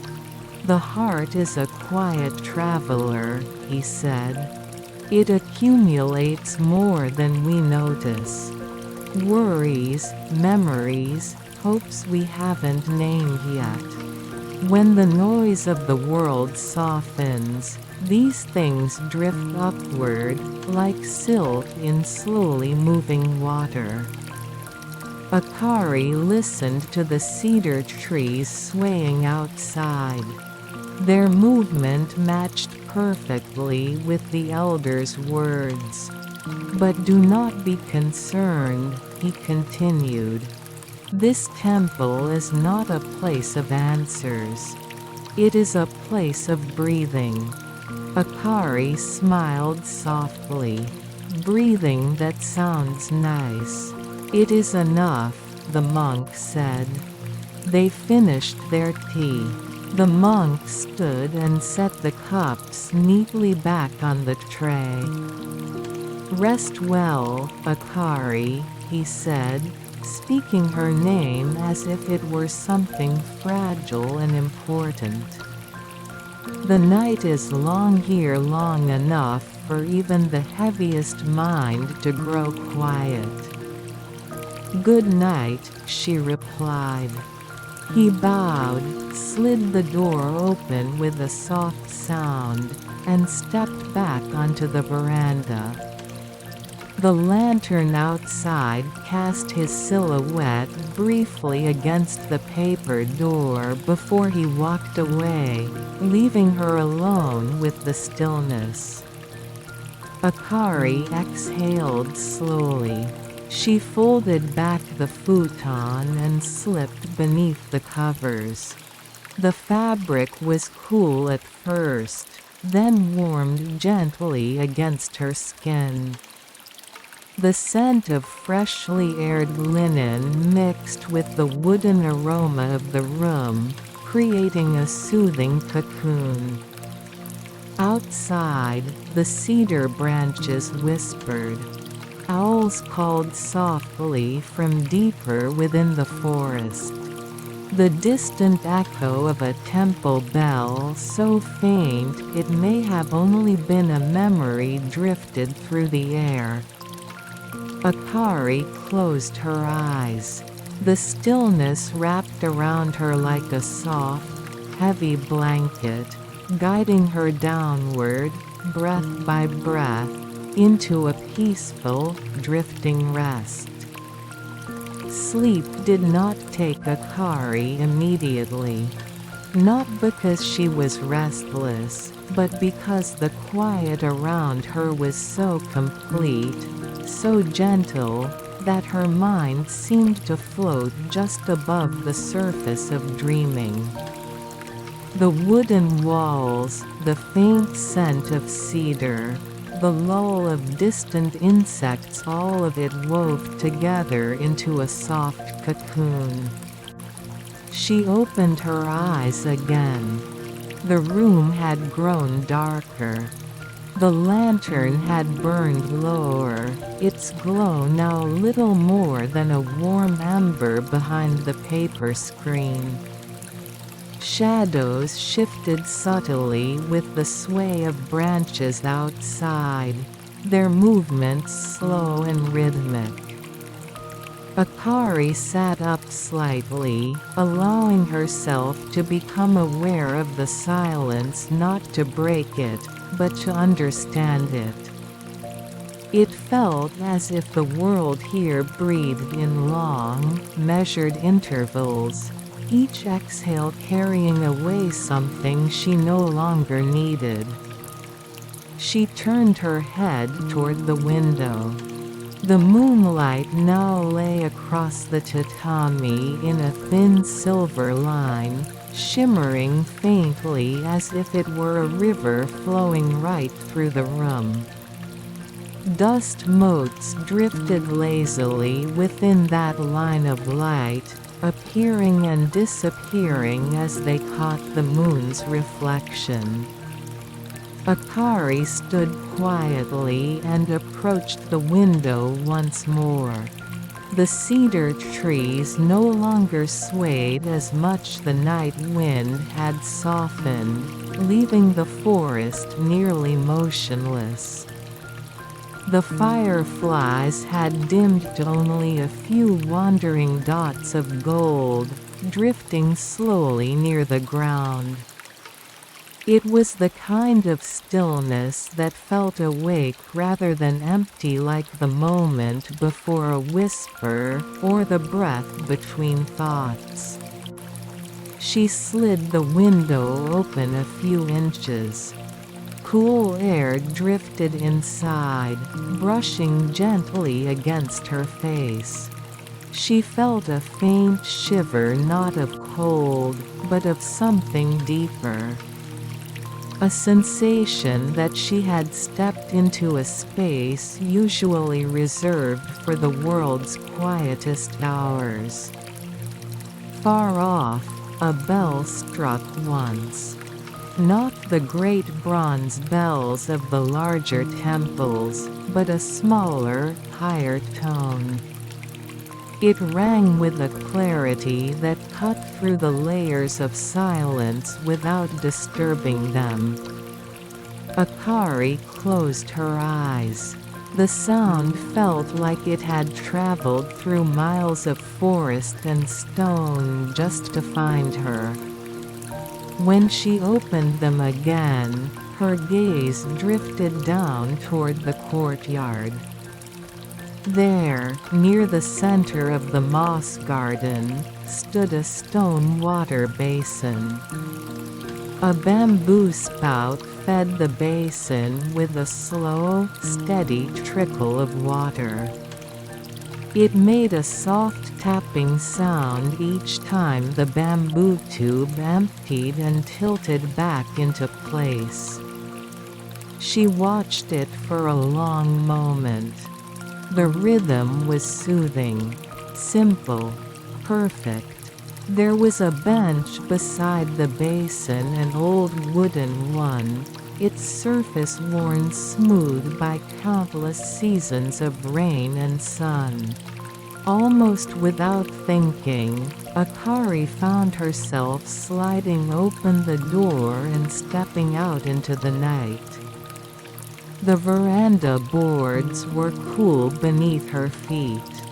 She moved slowly, listening to every small sound, the creak of the wood, the soft rustle of her clothing, the distant tapping of the bamboo fountain.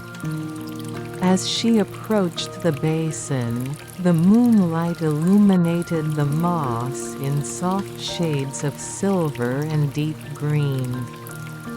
The air was crisp, but not harsh. It felt like the kind of air that had never been hurried. Akari sat on the bench. The night wrapped around her the way a mother wraps a blanket around a sleeping child. No urgency, no demands, just presence steady and gentle. The bamboo spout filled slowly with water. Creak-tonk. The quiet sound echoed ever so lightly in the surrounding forest. Akari rested her hands on her lap and let her breathing fall into sync with the tapping. In out, she felt the tension leave her limbs, one muscle at a time. Her shoulders lowered, her jaw softened, her fingers relaxed. The air seemed to move around her in slow, careful waves. A thought rose gently to the surface. When did I last sit like this? Not doing anything. Not needing anything. Just being. The answer did not come. But perhaps that was the point. Time passed, though she could not tell how much. Minutes, perhaps. Or an hour. In this place, time did not press itself upon her. Eventually, footsteps approached from the direction of the main hall. Soft, slow, familiar. The elderly monk appeared at the edge of the lantern flame, his silhouette calm and unhurried. "I thought I might find you here," he said quietly. Akari smiled without turning. "The fountain, it's very peaceful. It has been tapping like that for decades," the monk replied. "Always the same sound. Always the same rhythm. It reminds us that even the simplest things, when repeated with sincerity, can ease the mind." He joined her on the bench, leaving a respectful distance. For a while, neither spoke. "The bamboo spout is filled. Tipped. Emptied. Returned." It was a lullaby made of water and patience. Then the monk spoke again, his voice a whisper beneath the moon. "You carry something inside you that has grown tired." Akari's breath paused. She stared at the water basin, watching her moonlit reflection ripple with each drop. "Yes," she admitted softly. "I don't know what it is exactly. But it feels heavy. The heart often knows what the mind has not yet named," the monk said. "And here, in the quiet, such things begin to rise. Not to harm you, only to be seen." Akari swallowed gently. The words echoed through her like warm water flowing over cold stones. "What should I do?" she asked. "Nothing," he said simply. "Tonight, simply rest. Let the quiet carry some of your weight. The night is long, and the temple is patient." He stood, hands folded behind his back. "Return to your room when you're ready. Sleep will find you when it wishes to." Akari nodded. The monk walked back toward the main hall, his steps becoming part of the night's softness until they faded completely. Akari remained on the bench a while longer. The bamboo spout tapped. The moonlight shimmered. The forest breathed.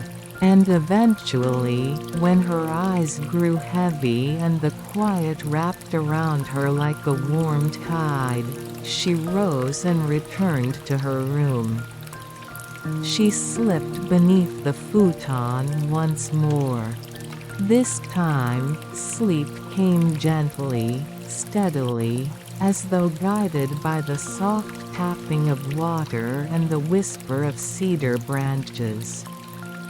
And the last thing she heard before drifting into dreams was a single, distant bell ringing softly across the sleeping forest. Chapter 3 Moonlit Dreams Beneath the Ancient Cedars. Sleep embraced Akari like a soft tide easing over sand. It did not pull her sharply into dreams, nor did it let her drift endlessly in waking. Instead, it carried her with a slow, deliberate gentleness, one breath at a time, until the edges of the world dissolved into the soft glow of moonlit haze. The room around her grew luminous, as if the moon had seeped through the walls themselves. The tatami seemed to shimmer with faint silvery grains. The wooden beams above her appeared softer, almost blurred. She could hear her heartbeat, slow and steady, blending with the rhythmic tapping of the bamboo fountain outside. A cool breeze slipped in through the slightly open window, brushing her cheek like a familiar hand. And somewhere in that quiet moment between the fading of waking and the rising of dreams, she felt her body grow lighter, as though something deep within her had unknotted. Her breath deepened. The world grew still. And then, without a sound, without a shift, without any sense of transition, she found herself standing beneath the ancient cedars. Not in the guest quarters. Not inside the temple. But in a space that looked like the temple grounds, and yet not entirely. The moonlight here was brighter, clearer, bathing every branch and stone in a soft white glow. The cedar trunks rose high above her like pillars of some quiet, sacred cathedral. Their branches stretched out in gentle arcs, interwoven like hands meeting in prayer. The air was motionless, yet alive. Cool, yet comforting. It was dreamlike, but not the kind of dream that felt fictional. It felt like the world had simply shown a deeper layer of itself. Akari took a step forward. Her bare feet pressed into moss so soft it felt like cool cotton. Each step created a faint impression that slowly lifted again, as though the moss were breathing beneath her. The forest was silent, but not empty. The silence felt inhabited by memory, by presence, by something ancient and listening. Akari gazed upward. The canopy of cedar branches framed the sky into a circle of night. Stars shimmered within it like frost scattered across black silk. The moon hung near the center, brilliant and steady, casting down a pale path of light that seemed to invite her onward. She followed. The deeper she walked, the more she sensed something stirring not around her, but within her. A lightness, like a forgotten part of herself rising from the depths with gentle insistence. As she moved, she heard a faint rustling. Not wind, the air was completely still. It was softer, like fabric brushing against fabric. She turned. A figure stood a short distance away. Draped in pale robes that moved like mist, illuminated by a moonlight that clung to the folds of the garment. The figure's face was calm, almost ageless, neither young nor old. Their presence felt familiar in the way one recognizes a melody heard long ago. Akari did not feel fear.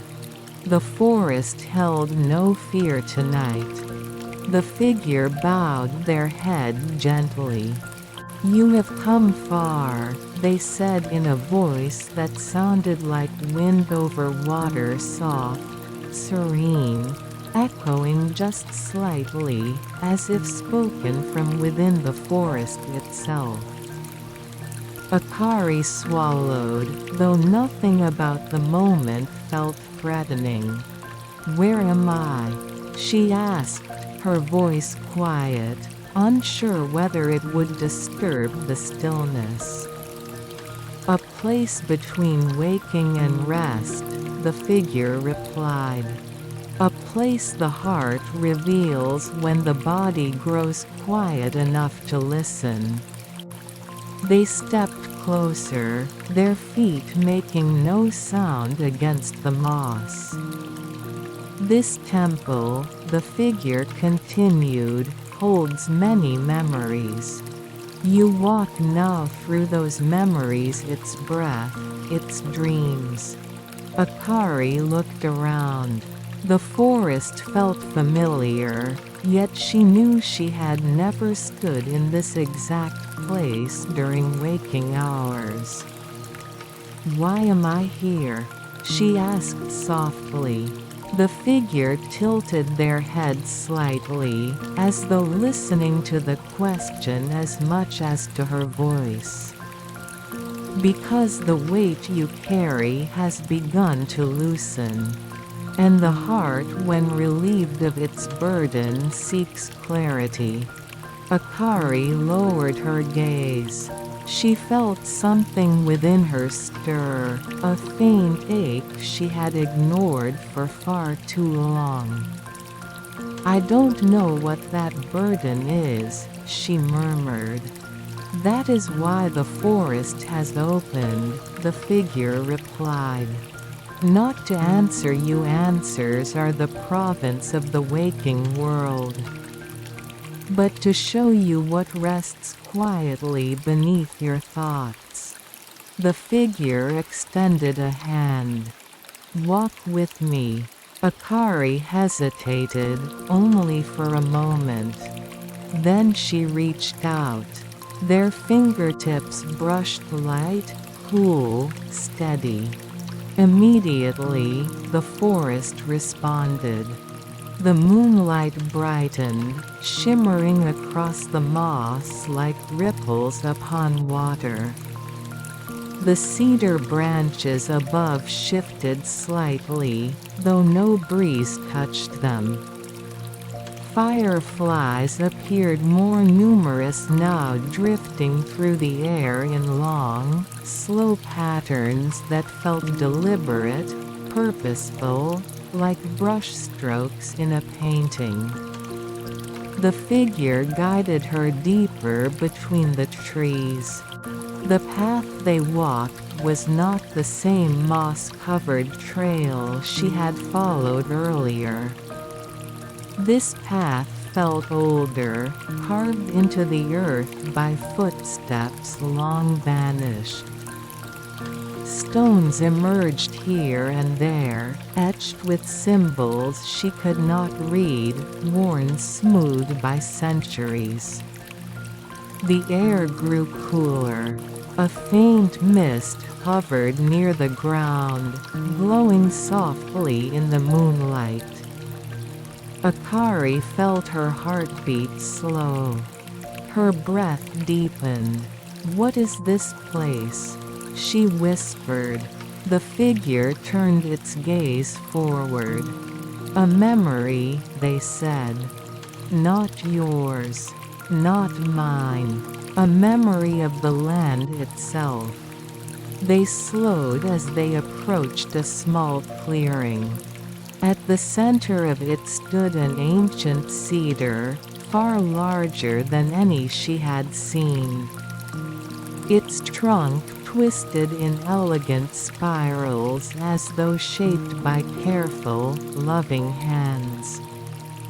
Its roots spread across the ground like rivers of time, disappearing beneath stones and moss. The bark glowed faintly, as if illuminated from within. Akari stared, breath catching in her throat. The figure stepped beside her. "This tree has stood longer than the temple," they said. "Longer than the city beyond the mountains. Longer even than the road that brought you here." Akari moved closer without realizing it. A warmth radiated from the tree, not heat, but something deeper. A feeling of welcome, of recognition. As though the ancient cedar could sense her presence and found it gentle. She reached out a hand. Her fingertips brushed the bark. A soft vibration traveled up her arm, light, soothing, like the hum of a lullaby. She exhaled without meaning to, her breath leaving her in a long, trembling sigh. The figure spoke again. "You have carried silence. Not the peaceful kind. The heavy kind." Akari felt her throat tighten. She did not respond. She could not. But here, the figure continued, "The silence around you can help release the silence within you." Akari closed her eyes. The ancient cedar's warmth spread through her fingers, up her arm, across her chest. She felt something loosen inside her, something she had held for so long that she had mistaken it for part of herself. A faint sound escaped her lips. Not a sob. Not a word. Just breathe, breaking free. The figure stood beside her, patient and unmoving, like a witness to a long-awaited moment. "The forest does not ask you to name your burdens," they said quietly. "It only asks you to breathe." Akari inhaled slowly, deeply. The air tasted clean and cool, as though it had waited centuries for this single breath. When she opened her eyes, the moonlight seemed softer. The forest seemed closer. The world seemed larger and lighter. The figure smiled gently. "Good," they murmured. "The night is beginning to understand you." Akari turned toward them. "What happens now?" she asked. The figure took a single step back. "Now," they said, "you follow the dream where it leads." And as they spoke, the forest around her began to shift, not abruptly, not frighteningly, but slowly, like petals unfurling. The moss deepened in color. The light shimmered. The air thickened with the scent of cedar and ancient rain. And Akari realized that her dream had only just begun. The forest shifted around Akari with the slow grace of clouds drifting across the face of the moon. Nothing moved abruptly. Nothing startled. Every change unfolded like a breath that had waited 1,000 years to be released. Akari stood beneath the ancient cedar, feeling its quiet warmth pulse faintly beneath her fingertips. The figure in pale robes remained a few steps away, neither urging her onward nor holding her back.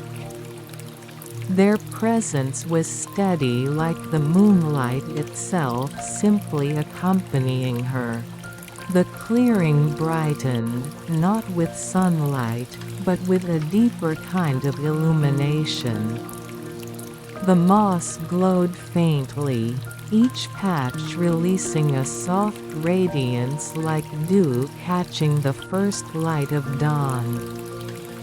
Fireflies drifted higher, swirling slowly in gentle circles as though following unseen currents. Akari took a step forward.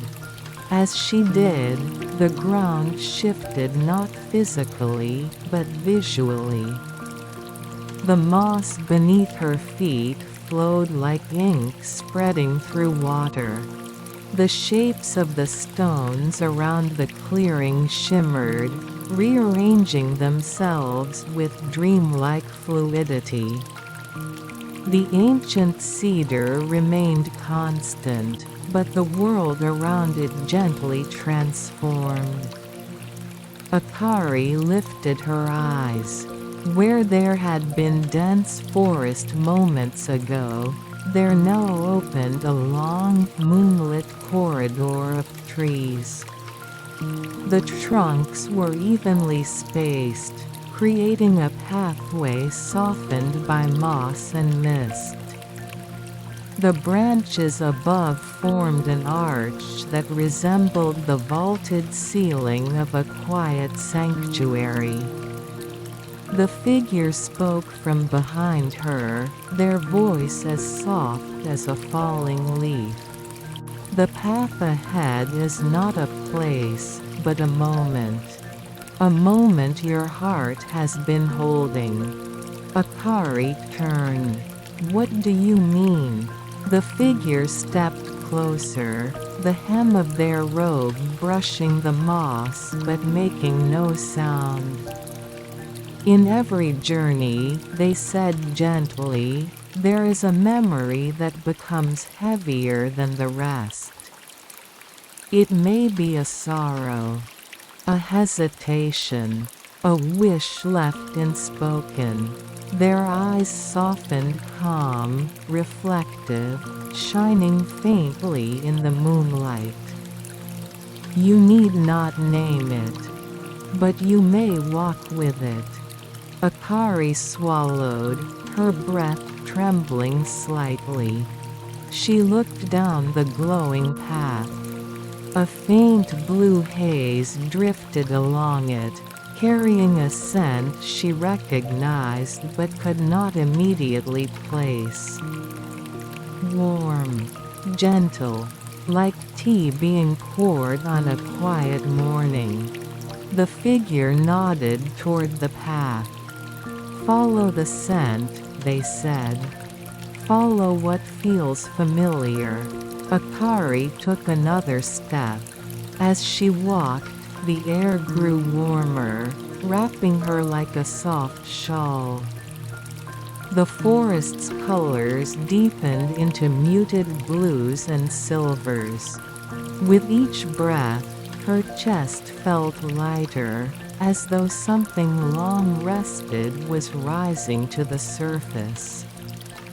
She continued slowly, allowing the dream to unfold at its own pace. The path widened. A soft light appeared ahead, not from the moon, but from something on the ground, small, glowing lanterns lining the edges of a circular clearing. Akari stepped into the space. It was a garden. Not the temple garden she had visited earlier, but a dream's interpretation of one larger, more fluid, shaped by memory rather than design. At its center stood a stone table. On the table rested a teapot. Steam rose from its spout in delicate spirals, catching the moonlight and dispersing it into soft particles of silver. The aroma drifting from it was warm and soothing, instantly familiar, like the tea her grandmother used to make during rainy afternoons. Akari approached the table slowly, her breath catching in her throat. She hadn't thought of her grandmother in a long time. Life had moved quickly. Too quickly. And yet here, in this quiet dream, the memory surfaced with gentle insistence. The figure appeared beside her, though she hadn't heard them move. Dreams often invite those who have offered us rest, they said. Akari stared at the single teacup placed next to the pot. Not two, just one. A cup is waiting. Her eyes burned faintly, not with sadness, but with a warmth she hadn't felt in years. "She used to make me tea on evenings like this," Akari whispered. When the light was soft, when the house grew quiet, the figure remained silent, allowing her words to settle. Akari reached for the teapot. It was warm, remarkably warm, as though held by real hands only moments before. She poured a small stream into the cup, watching the pale steam rise like breath on a winter morning. She lifted the cup. The scent washed over her. She closed her eyes. In that moment, she was no longer in the dream forest. She was sitting at a low wooden table in a quiet room lit by a single lamp. Outside, rain tapped softly against the window. And beside her, her grandmother hummed a melody she had long forgotten, gentle, low, steady. The warmth of the tea seeped into her palms, into her chest, into the spaces where memory and longing met. Akari opened her eyes again. The dream garden returned, but she felt different, lighter, clearer, as though a hidden weight had slipped quietly into the earth. She turned to the figure. "Why show me this?" she asked softly. The figure offered a faint, serene smile. "Because the heart remembers what the mind forgets. And sometimes, rest is not found in quiet places but in familiar warmth." Akari held the cup to her chest. The steam rose and disappeared into the moonlit air. "Will this dream end?" she asked. "All dreams end," the figure replied. "But their quiet can remain." They gestured toward the path winding back toward the ancient cedar. "When you are ready, return. The night still holds room for sleep." Akari looked down at the cup one last time. The warmth lingered in her palms like a final blessing. She set it gently on the stone table and stepped back. The garden began to fade softly, peacefully, like ink dissolving in water. The lanterns dimmed. The mist deepened. The path reformed beneath her feet. And soon, she was walking again beneath the ancient cedars. The figure followed at a distance, silent, respectful. When she reached the great tree once more, she rested her hand on its bark. The warmth was steadier now, not pulsing, not vibrating, simply present. The figure bowed to her. "Sleep will come gently now," they said. "And when you wake, the quiet will remain." Akari felt her body grow heavy. Sleep heavy. Dream heavy. The forest blurred softly around her. The moonlight dimmed into haze. The scent of cedar grew deeper. The figure raised a hand in farewell. "Rest well." And with that, the dream dissolved slowly, gracefully, carrying her downward into deeper sleep. Chapter 4: Morning Light in the Moss Garden. Akari awoke without knowing when night had ended. It felt as though she had drifted upward from a deep, warm pool, not suddenly, but gradually, as if the morning had placed a gentle hand beneath her dreams and lifted them toward the surface. Her eyes opened to a soft, muted glow. Not sunlight. Not yet. But the pale, silvery hint of dawn pressed gently against the shoji screens. The room was still. So still that she wondered whether she had woken at all, or if she was drifting through the last moments of her dream. The cedar-scented air lingered from the night before, cool and faintly sweet. The silence was unbroken, no footsteps, no voices, not even the chirping of morning birds yet. Only the far-off, almost imperceptible hum of the forest itself. Akari remained lying beneath the futon for a moment longer, her breath slow, her thoughts quiet, as if her body and the room shared the same rhythm. She sat up slowly. Her movements seemed to ripple softly through the air, but the quiet absorbed them gently, as though the temple had been waiting for her to wake without disturbing its own tranquility. A faint mist pressed against the window. Akari slid the shoji open just enough to let the morning touch her. Cool air drifted in a tender, almost shy breeze that carried the scent of damp moss and the memory of the night's dew. The garden beyond was wrapped in a thin veil of fog. The stones seemed to float in it, their shapes softened, their edges blurred. The moss glowed with a deep, velvety green, the kind that only appears in the earliest hour before the sun finds its voice.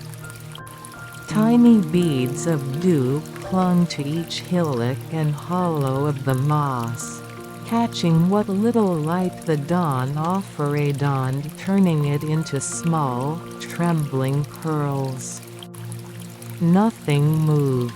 Not even the bamboo leaves.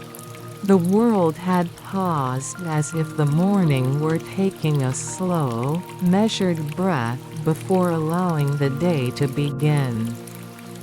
Akari stepped quietly onto the wooden veranda.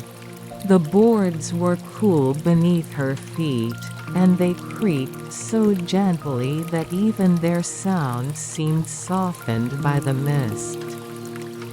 Her breath came out in a faint cloud, dissolving instantly into the still air.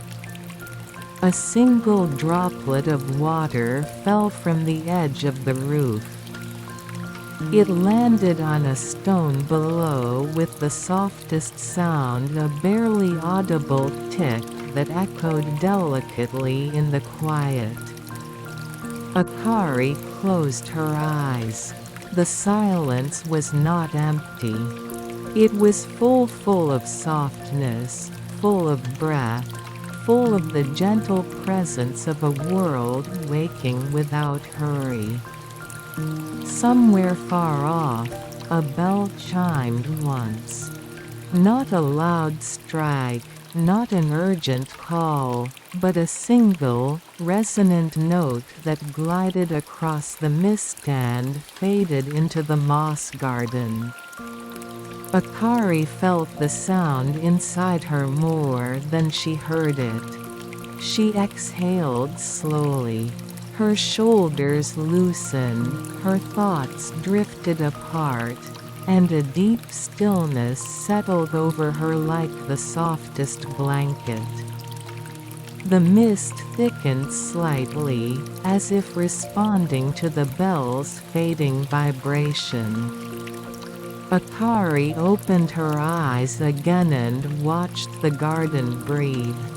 The bamboo fountain from the night before had not yet begun its rhythmic tapping. It remained still, burdened by morning dew, waiting for its moment to move. Everything waited, and she waited with it, not with longing, but with a quiet acceptance that this moment was meant to be this still, this soft, this slow. She brought a hand to her chest and felt the steady rise and fall of her breath. No dream clouds lingered. No weight pulled at her thoughts. The quiet had taken the sharp edges of her mind and rounded them gently in the night. In the pale, muted glow, the world felt new, yet ancient, as though she had awoken in the first morning ever created. The temple existed between breaths, and she existed within it, held softly, like a single drop of dew resting on the moss. Akari remained on the veranda, resting her hands lightly on her knees, as if even the smallest movement might cause the morning mist to scatter. The garden was beginning to shift barely, almost imperceptibly, as the earliest rays of dawn brushed the world with a faint, diluted gold. It was not sunlight yet, but the suggestion of light, like paint thinned with water until it became nearly transparent. The stones scattered through the garden held this faint brightness on their surfaces, their outlines soft, as though drawn in charcoal and gently blurred by a fingertip. A small breeze moved through the cedar branches above. Not enough to sway them, not enough to rustle the leaves, but just enough to remind the world that morning was slowly steeping into the air. Akari breathed it in, the scent of moisture on wood, the deep green aroma of moss. A subtle earthiness rises from the garden stones, still cool from the night. She felt as if she could fall back asleep right there, sitting in the pale glow, listening to the near silence. And for a moment, she wondered whether she was still dreaming. Because something in the mist felt familiar. Not a shape, not a sound, but a presence, the same soft presence that had guided her dreams in the night. She blinked. The mist drifted. It curled around the stones and lifted in faint tendrils near the garden's edge. For a heartbeat, a silhouette seemed to stand there. Tall, calm, still. But when she focused, it dissolved like breath on a mirror. Akari did not feel startled, only quietly moved the way one feels when remembering a melody from a dream that slips away too gently to grieve. She pulled the sleeves of her robe closer around her arms. The warmth was a comfort, soft as a lingering whisper from the night. The bamboo fountain finally stirred. A single drop of dew slid down its polished surface, hesitated at the tip, and fell with a faint, delicate sounding to the basin below. Clink. A tiny ring spread across the water. Then another drop fell. And another. Each one adding a small, crystalline note to the morning's barely formed song. The fountain had not yet found its rhythm, but its early sounds were enough to awaken the garden's quiet conversation. A bird called once, far up in the cedar branches. A soft, tentative chirp as though the bird were also not quite ready for the day to begin. Akari listened. The single call was answered a distance away, then again, a little closer. Gentle, unhurried. It was the kind of bird song that did not insist on morning, but welcomed it with slow, sleepy acceptance. Akari felt her breath deepen. She looked down at the moss garden again. The dew was beginning to collect into tiny streams, running between the stone pathways to gather at the basin's edge. The world seemed to shimmer with a softness usually reserved for dreams. Her eyelids grew heavy. For a moment, she leaned forward slightly, resting her forearms on her knees. Warmth pooled behind her eyes, not from tears, but from the lingering comfort of the night's dream, the warmth of holding a teacup, of the presence that had stood with her in silence, of a memory that felt more like a blessing. Another drop fell from the bamboo spout. Clink. The faint sound echoed like a calm heartbeat. Akari closed her eyes again. Time passed, though she could not say how much. The mist thickened on, then thinned again. The soft glow grew a shade brighter. The birds found their voices slowly, gently, as if remembering them after a long sleep. And Akari remained seated, breathing quietly, letting the morning seep into her with the same tenderness that the night had offered. There was no hurry here. Not in the garden. Not in her thoughts. Not in the slow, steady unfolding of light. Only stillness. Only breath. Only the quiet shape of a new morning. The light grew slowly, so slowly that Akari could not tell whether the garden was brightening or if her eyes were simply growing accustomed to the pale dawn. A soft brightness touched the edge of the veranda, not enough to cast a shadow, but enough to tint the wooden boards with the faintest warmth. The mist continued to drift in long, gentle ribbons across the moss. It curled around the stones and lifted softly over the basin, as if rising with each breath the world exhaled. The bamboo fountain finally tipped. Just once a slow, deliberate motion, weighted by the night's lingering dew. Tonk. The sound was muted, rounded by the mist, as though the morning itself cupped the echo in both hands to soften its fall. Akari opened her eyes. She had not meant to close them, but the calm had settled so deeply around her that her mind had wandered into that hazy space between waking and drifting.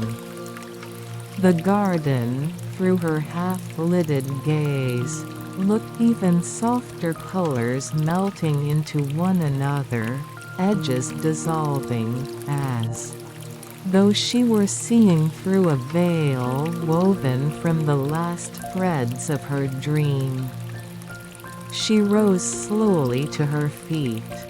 The veranda boards sighed beneath her, their soft groan blending seamlessly with the quiet of the morning. Akari stepped toward the railing. Her fingertips brushed the wood, cool, slightly damp, smooth from years of wind and rain and the touch of those who had stood in this same place long before her. A faint breeze moved through the garden. This time it carried a new scent.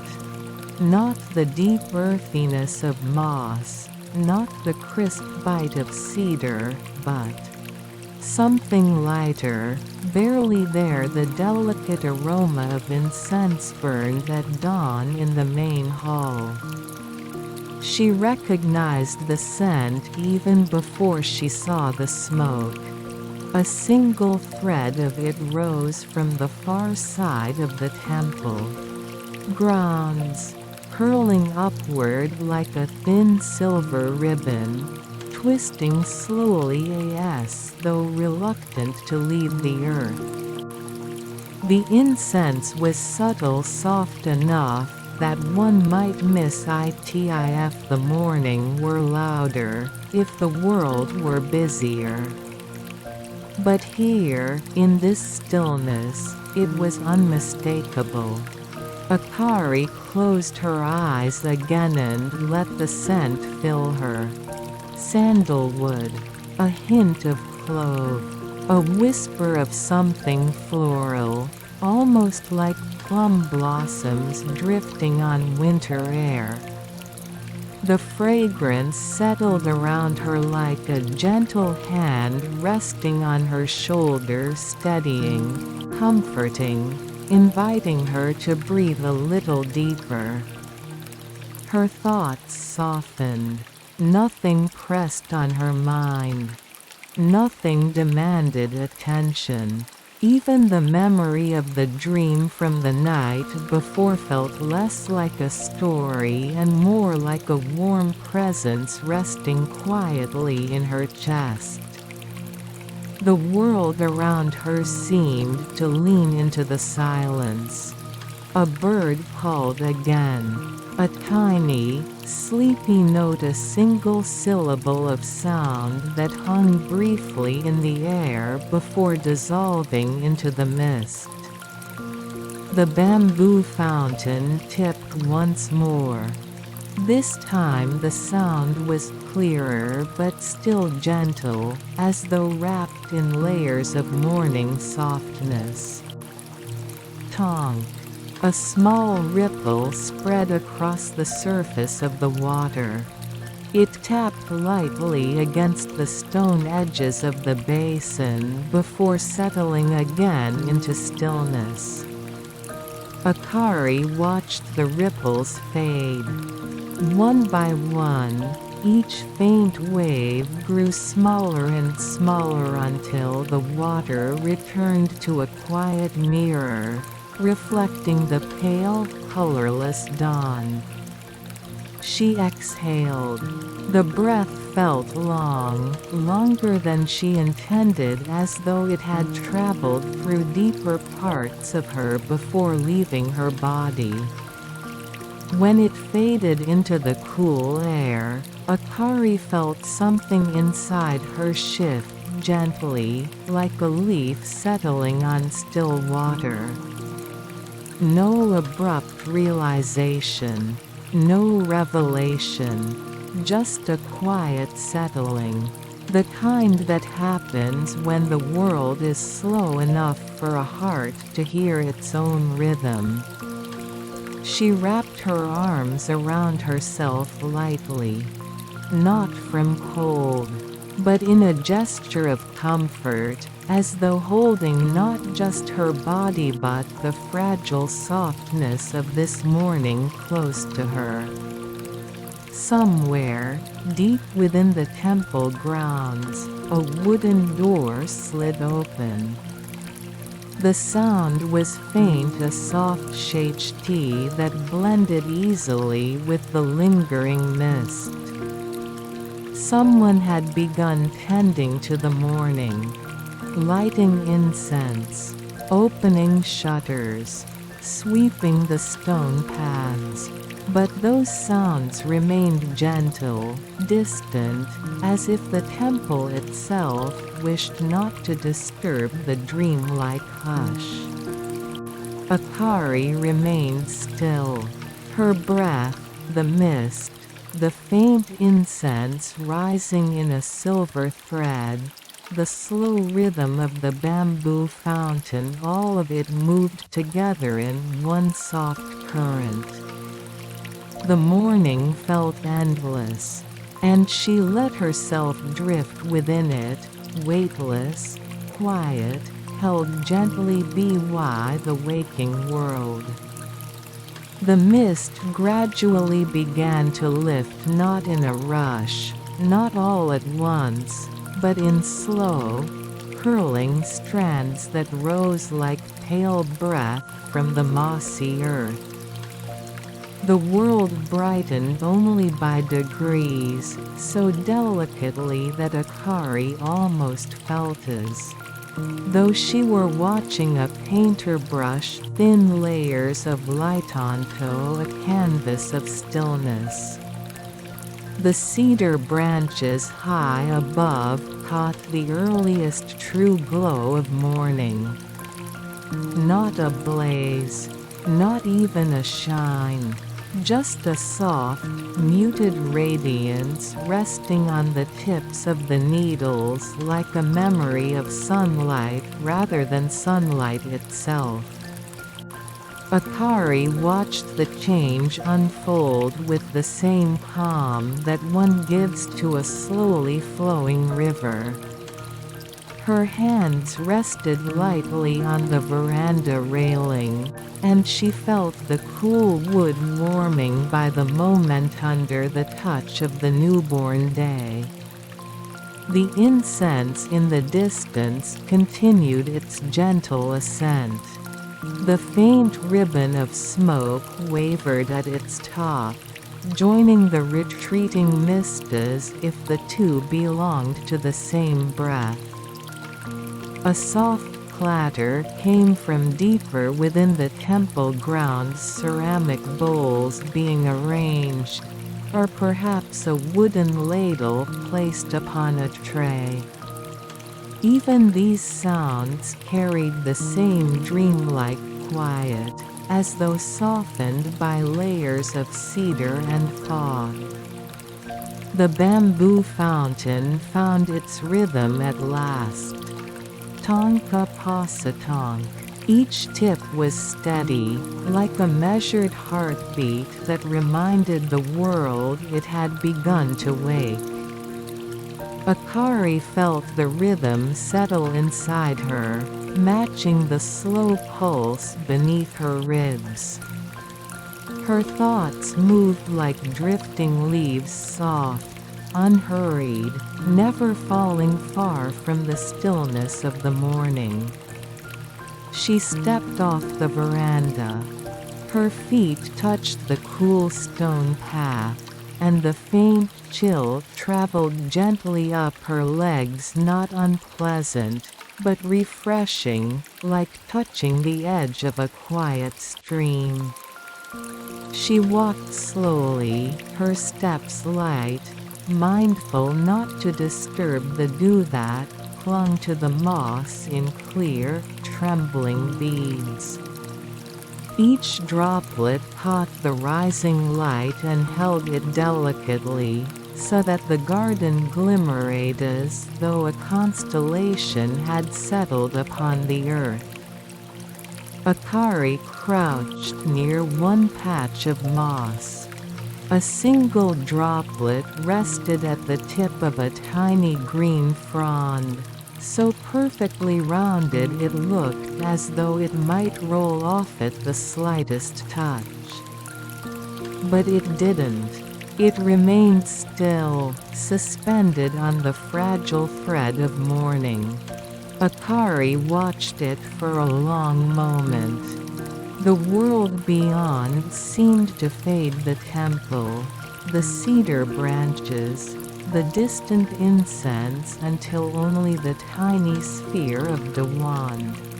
The soft breath of dawn filled her awareness.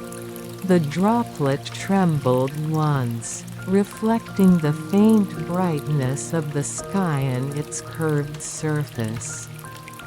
Akari smiled. There was something peaceful in the simplicity of it, the way such a small, quiet presence held the entire morning within itself. She rose slowly, taking in the garden from this new angle. The stones lined the path in gentle curves that followed the natural shape of the earth. The moss spread in soft, velvety islands between them, so lush it seemed to invite sleep. A light breeze passed through the cedar branches. This time, it carried a clearer sound, the first true birdsong of the day. A gentle trill, soft, tentative, as though the bird, too, was waking from a long, deep dream. Akari closed her eyes and listened. Another answered from farther away. And another. Soon, the morning air filled with the gentle layering of birds finding their voices again. None of them was loud. None pierced the calm. Each song blended into the next like strokes of watercolor paint, soft, transparent, harmonizing with the fading mist. Akari felt the corners of her heart lift gently. The world was awakening, but still softly enough that her own calm remained undisturbed. She continued walking the path, her steps slow, her breath steady. The bamboo fountain tipped again. Tonk. The familiar sound guided her attention back toward the basin.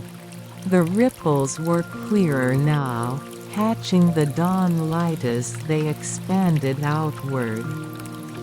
Akari approached it. The stone felt cool beneath her fingertips as she touched its edge. The reflection on the water's surface shifted with each movement of the bamboo. Spout the soft image of the cedar branches, the faint silver of the sky, her own silhouette blending with the mist. She watched the water until the ripples faded and the surface grew still again. Stillness upon stillness, a quiet she had never known so deeply before. In that mirrored surface, she felt the gentle truth that morning did not require her to do anything, not yet. Not now. It only asked her to be present, to breathe, to stand with the waking world and let the light touch her gradually, the way it touched the moss and the cedar and the quiet bones of the old temple. Akari lowered her hands. A warmth, almost imperceptible, spread across her chest, not heat, but something like gratitude that had arrived without asking permission. She let it settle. Nothing hurried. Nothing pressed forward. The morning held her as gently as the dream had held her the night before. And for the first time in a very long while, she felt the softness of dawn not as a beginning, but as a continuation, a tender thread woven seamlessly from the quiet of the night and the stillness of the day. The garden had begun to take on the full, pale glow of early morning, and yet, somehow, it felt softer than any morning Akari had ever known. As though the light itself had chosen to enter this place with a gentleness that matched the slow rhythm of her breath.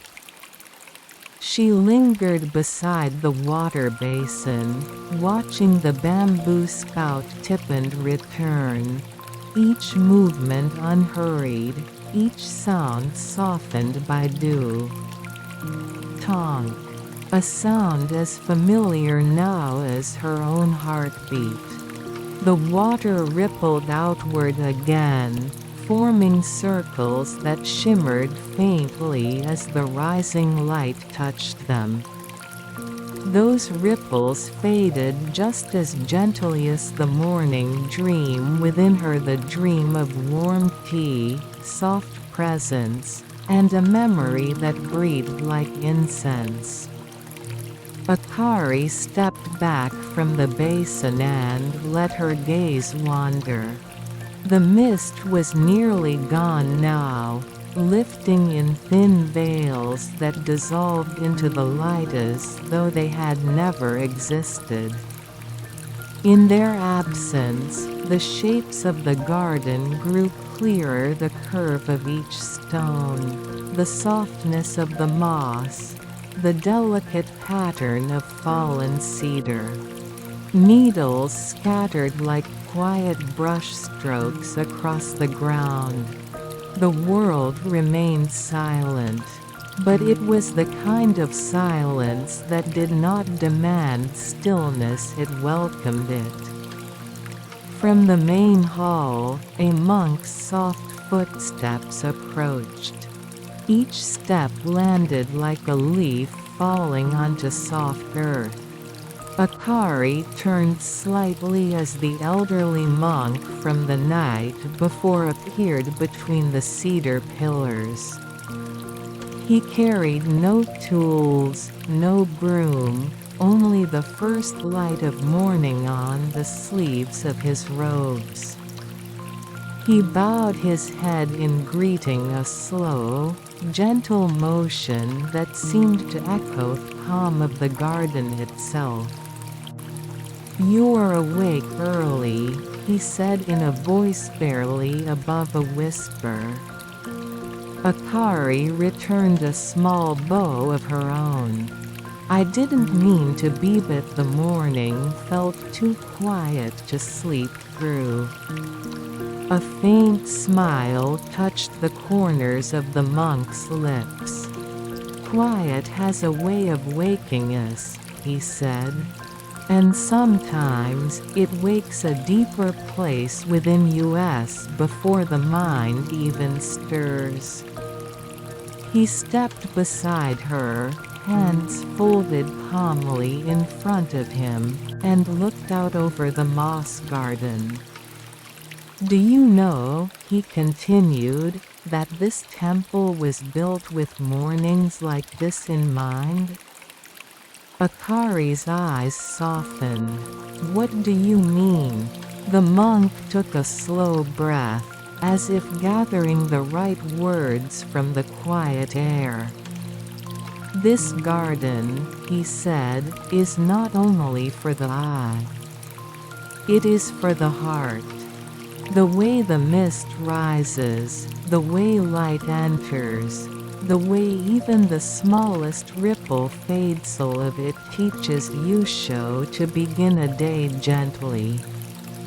Akari let the words settle. They fit the morning perfectly, like stones placed one at a time into a flowing stream, guiding the water without force. The monk turned to her. "You slept well," he said, though it was not a question. Akari nodded. "Yes. More deeply than I expected." "Good," he murmured. "Rest is not only taken with closed eyes. It is taken here." He placed a hand lightly over his heart when we allow quiet to enter. Another breeze drifted across the garden. Soft, cool, carrying with it the faintest hint of temple and sensing cedar resin warming in the light. Akari felt the air wrap around her like the last gentle note of a lullaby. She closed her eyes, let the breath pass through her, and released it slowly. The monk remained silent, as though giving space for her mind to settle. When she opened her eyes again, the mist was almost fully gone. The morning had taken its place, a pale, tender morning that felt less like a beginning and more like a continuation of the night's calm. The monk stepped back. "There will be tea soon," he said softly. "When you are ready, come to the hall." He bowed once more and walked away, his steps fading gently beneath the cedar eaves. Akari remained. She was in no hurry. The morning, too, did not hurry her.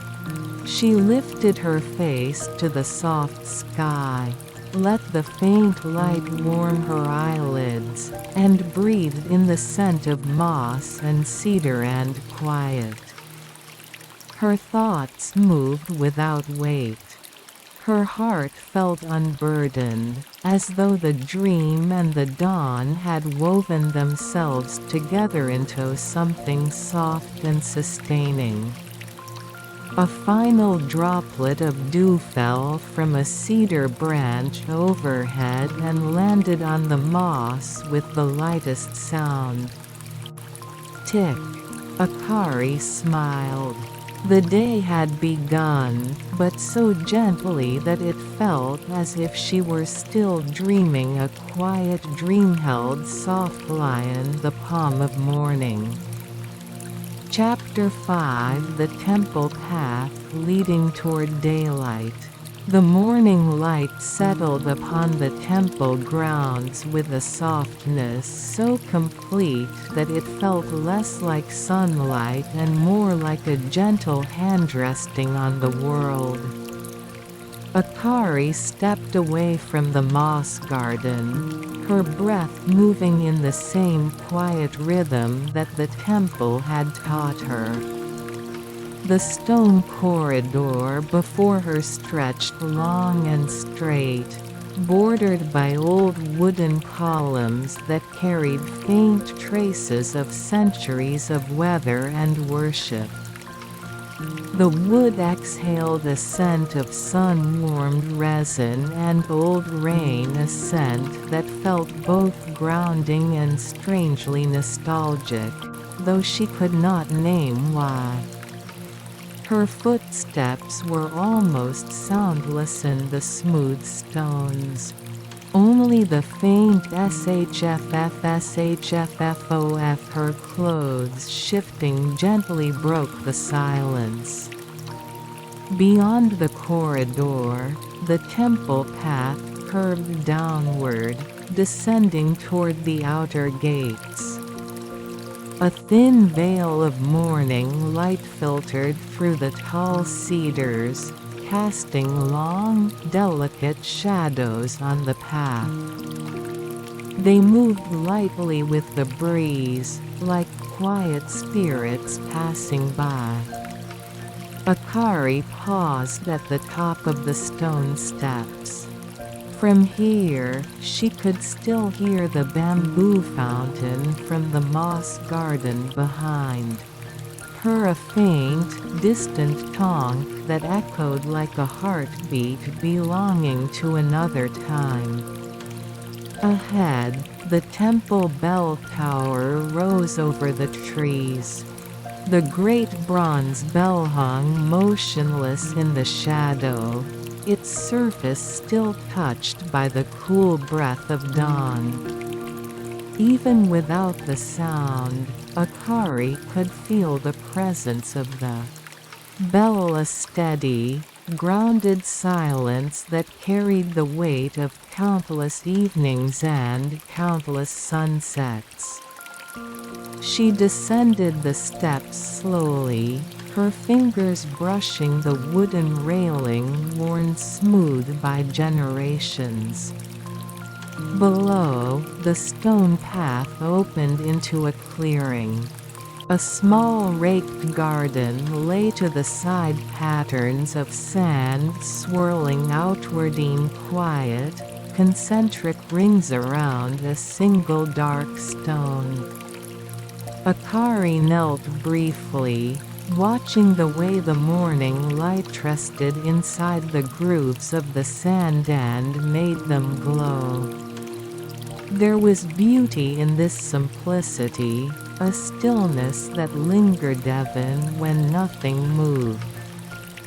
She rose again and continued along the temple path. Birdsong had grown only slightly louder, never enough to disturb the peace. It came in soft clusters, as though each bird had chosen a gentle note for the new day. A small group of monks appeared ahead, moving in a quiet line. Their robes swayed in the cool breeze of the forested path. They did not speak, but their presence felt like part of the morning itself, like ripples in still water that added to, rather than interrupted, its calm. Akari stepped aside as they passed. They bowed their heads politely, and she returned the gesture with the same soft respect. The scent of incense clung faintly to their robes, a warmth that lingered in the air even after they had gone. Akari inhaled the last traces of it, feeling the quiet warmth settle deep into her chest. Ahead, the path led through a line of tall, ancient stone lanterns. Their moss-covered surfaces glowed softly in the morning light, as if illuminated from within by some quiet, enduring memory of dusk. Akari approached one and touched its cool, rough surface. The moss felt soft beneath her fingertips, a living blanket that had taken years, decades, perhaps centuries, to grow so thick and gentle. Tiny droplets of dew still clung to the edges, catching the light in a faint shimmer. Akari lowered her hand. The world did not ask anything of her here. No decisions, no haste, no directions, only presence, only breath, only the slow unfolding of morning on a temple pot that had welcomed countless footsteps long before hers. She continued to walk, her pace unhurried, her mind softer than the light. The temple gate was still a distance ahead, a tall wooden frame rising through the veils of morning air, its silhouette calm against the pale sky. And as Akari drew closer, she felt it, a sense of transition, not abrupt, not sharp, just a gentle shift, like the moment between two breaths when the body resting perfect stillness. The gate did not mark an ending. It marked a continuation, the quiet flow from sacred space into the world beyond. A world still waking. A day is still forming. A heart still soft from the touch of dawn. Akari approached the gate.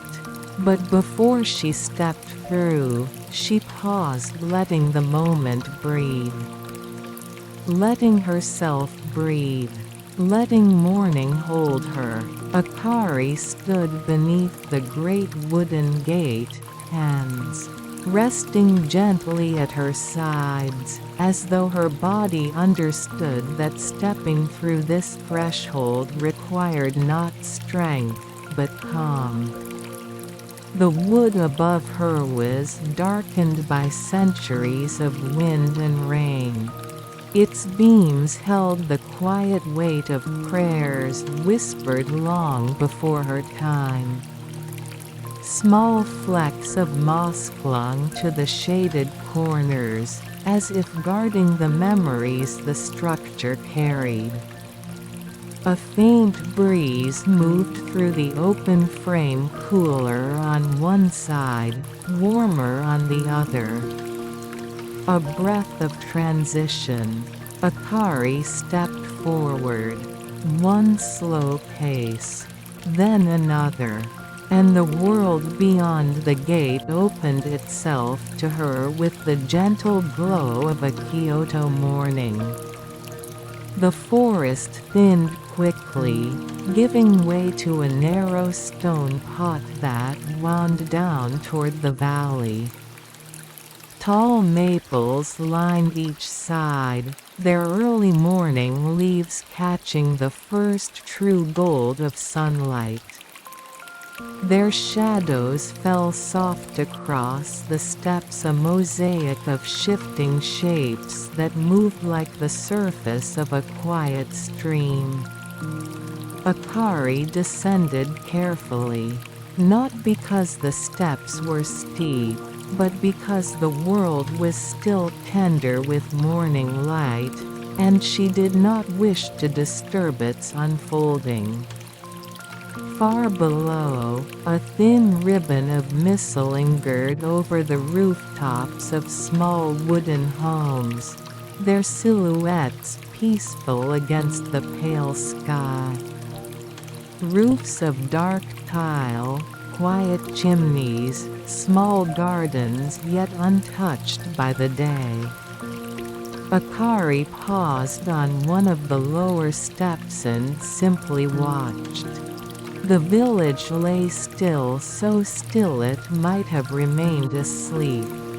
A lone sound drifted upward.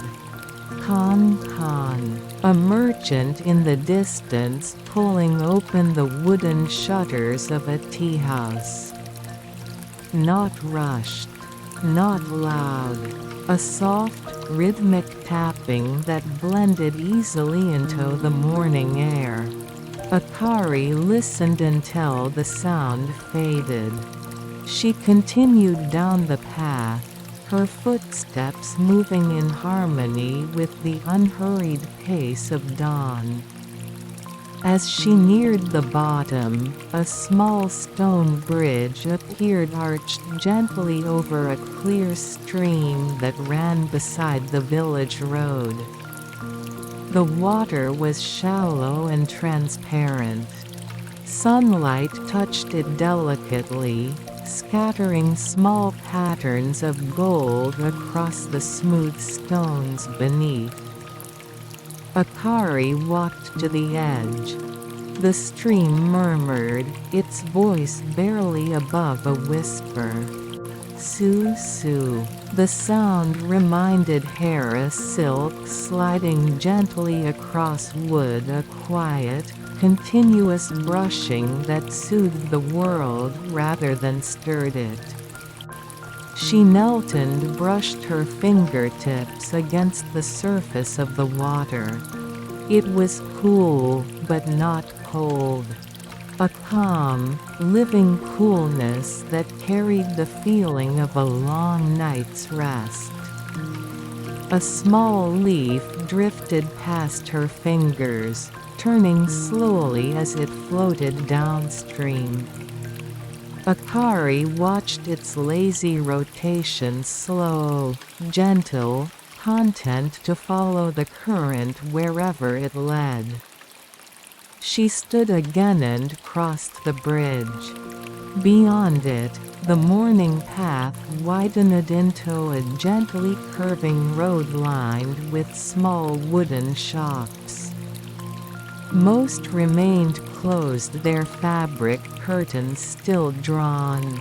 Their paper lanterns unlit, but a few signs hinted at the life they would hold later in the day.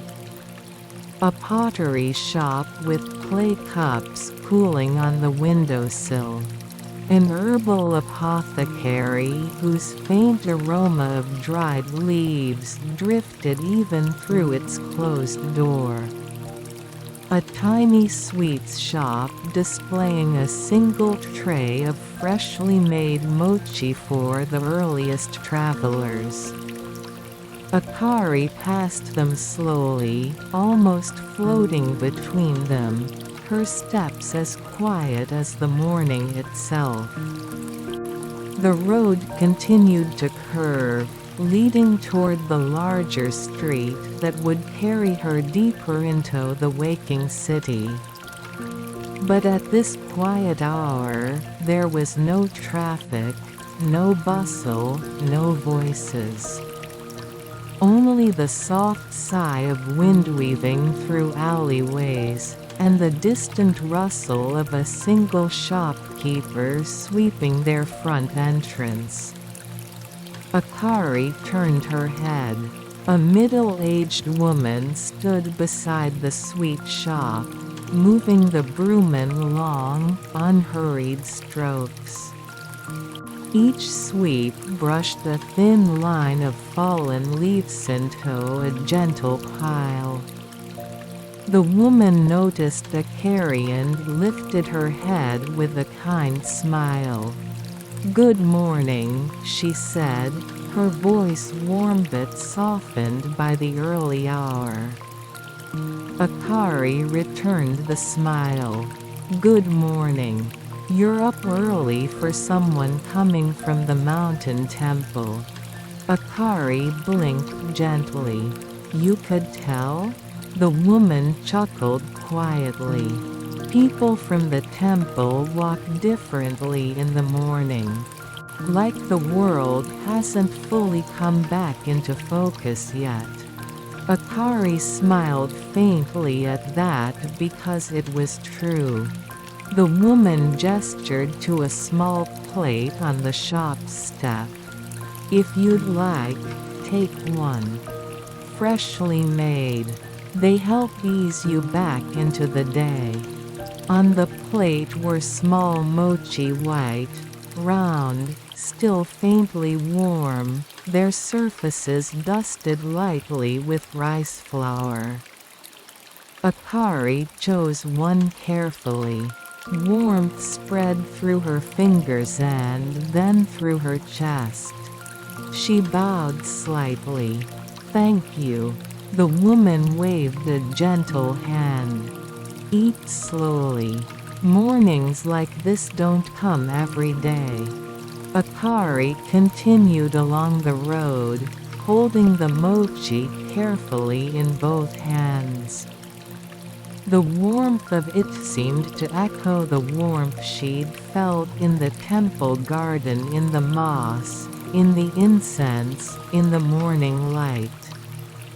She lifted it to her lips and took a small bite. Soft, sweet, gentle, a flavor that melted like morning mist on her tongue. The road ahead was still quiet, still bathed in the kind of calm that made her steps slower, her breath deeper, her heart softer. The day was beginning, but so gently that it felt like waking from a dream without ever leaving it. Akari left the small shop behind, walking down the gently curving stone road. The morning had deepened slightly, but the light remained soft muted gold spilling lazily across tiled roofs and cobbled pathways. The air carried the faint fragrance of earth warmed by the sun, mixed with the sweetness of morning teod, the distant scent of cedar from the hills above. Even the dust on the street seemed hushed, settling into the folds of shadow between the buildings. A stray cat stretched near a doorway, its movements deliberate, slow, as though it, too, understood that the day was still fragile. Akari paused, watching the cat yawn and curl back into the sunlit stone. Not a sound disturbed the moment, only the subtle shift of warmth and the gentle flow of her breath. The road led her past small wooden homes with latticed windows through which faint curtains swayed. Inside, the sounds of preparation for the day were faint, softly. Muffled a kettle set upon a stove, the brush of a broom across a smooth floor, a quiet laugh exchanged between neighbors. Akari felt as if she were walking between layers of the waking world, not quite part of it, but welcomed into its gentle rhythms. A small shrine appeared to her left, nestled in a shaded corner, its torii gate small, but precise, painted vermilion that glowed faintly even in the soft morning light. She paused before it, letting the quiet of the sacred space fill the pauses between her steps. A single lantern hung from the eaves, its surface flecked with morning dew. It swayed slightly in the breeze, casting a faint, moving shadow across the gravel path. Akari knelt briefly, placing her hands together, not in prayer, but in gratitude for the calm the morning offered. A soft chime came from the distant bell tower, its sound stretching gently across the rooftops. Soon the note lingered, settling into the space around her, folding into the stillness of the early city. She continued along the street, her pace unhurried. Shops began to open slowly, their fabric curtains sliding aside, revealing trays of delicacies, crates of vegetables, and polished wooden counters. The merchants moved with care, each gesture deliberate, each sound softened by the morning's stillness. The air filled with faint aromas, freshly baked bread, roasted tea leaves, and a hint of flowers displayed at a market stall. Akari inhaled slowly, letting each fragrance blend with the cedar and moss she carried from the temple. Her heart felt light, as though the world itself had conspired to guide her from night into day without jarring her from the calm she had gathered in sleep. A soft breeze moved through the narrow street, and the fabric of the shop curtains lifted slightly, rippling like gentle water. Sunlight streamed through, catching in the folds and creating patches of warm gold on the stones below. She paused once more, leaning lightly against a wooden post. The warmth of the morning, the quiet song of the city. Waking, the distant murmur of the stream from the bridge, all of it pooled inside her chest like water held in a delicate cup.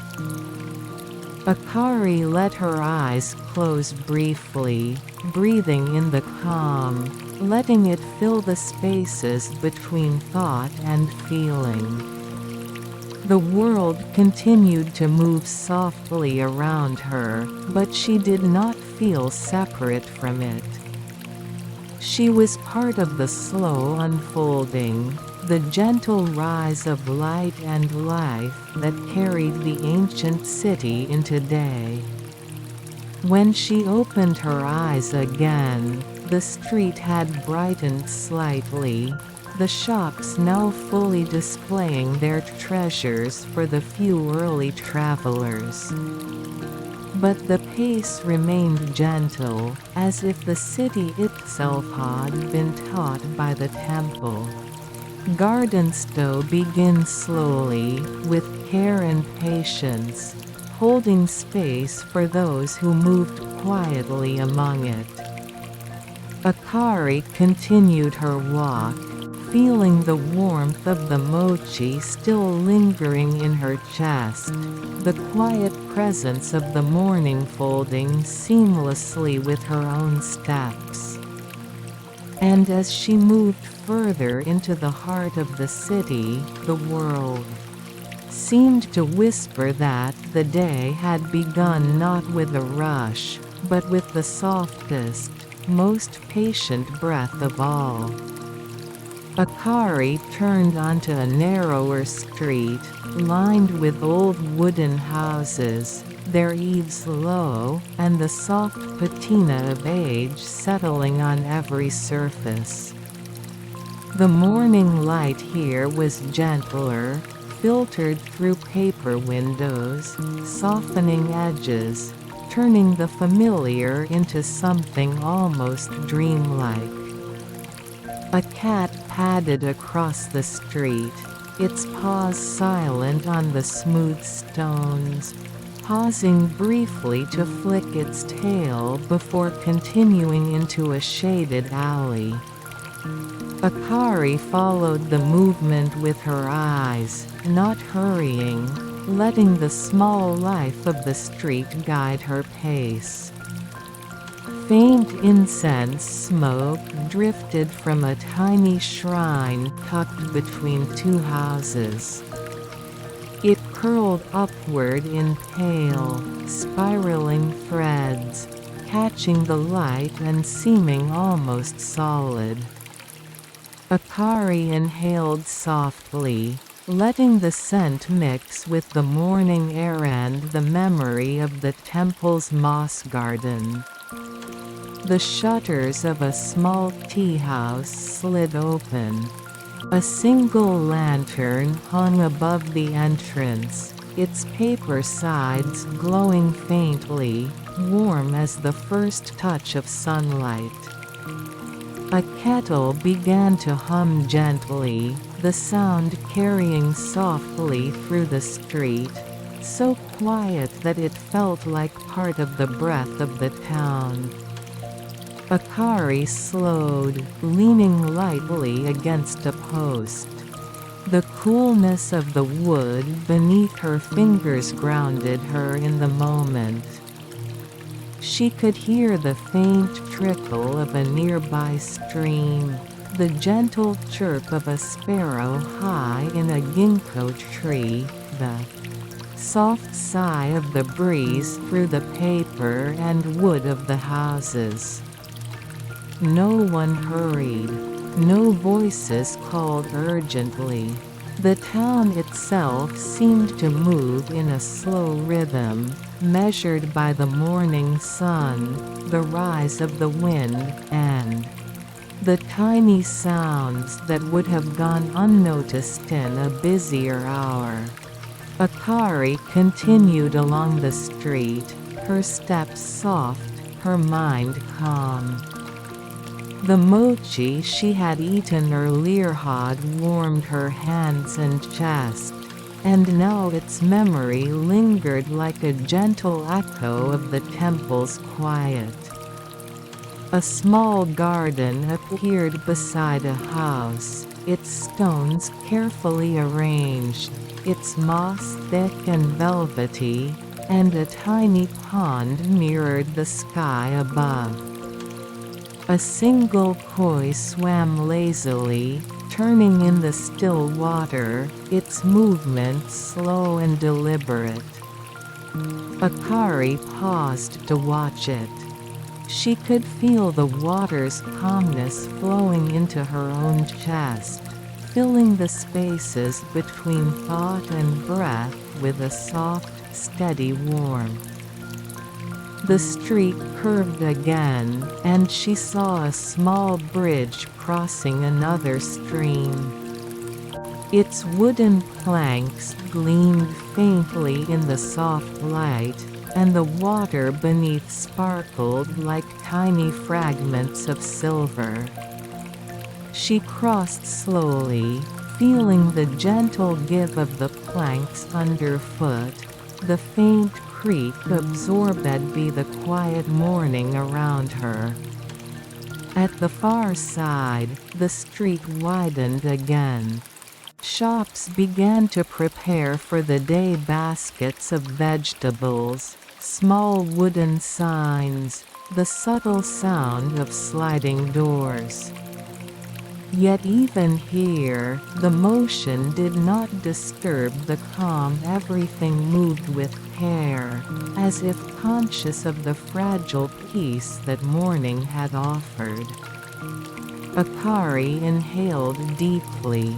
The scents of fresh bread, herbs, and incense mingled with the mossy earth and the lingering memory of temple gardens.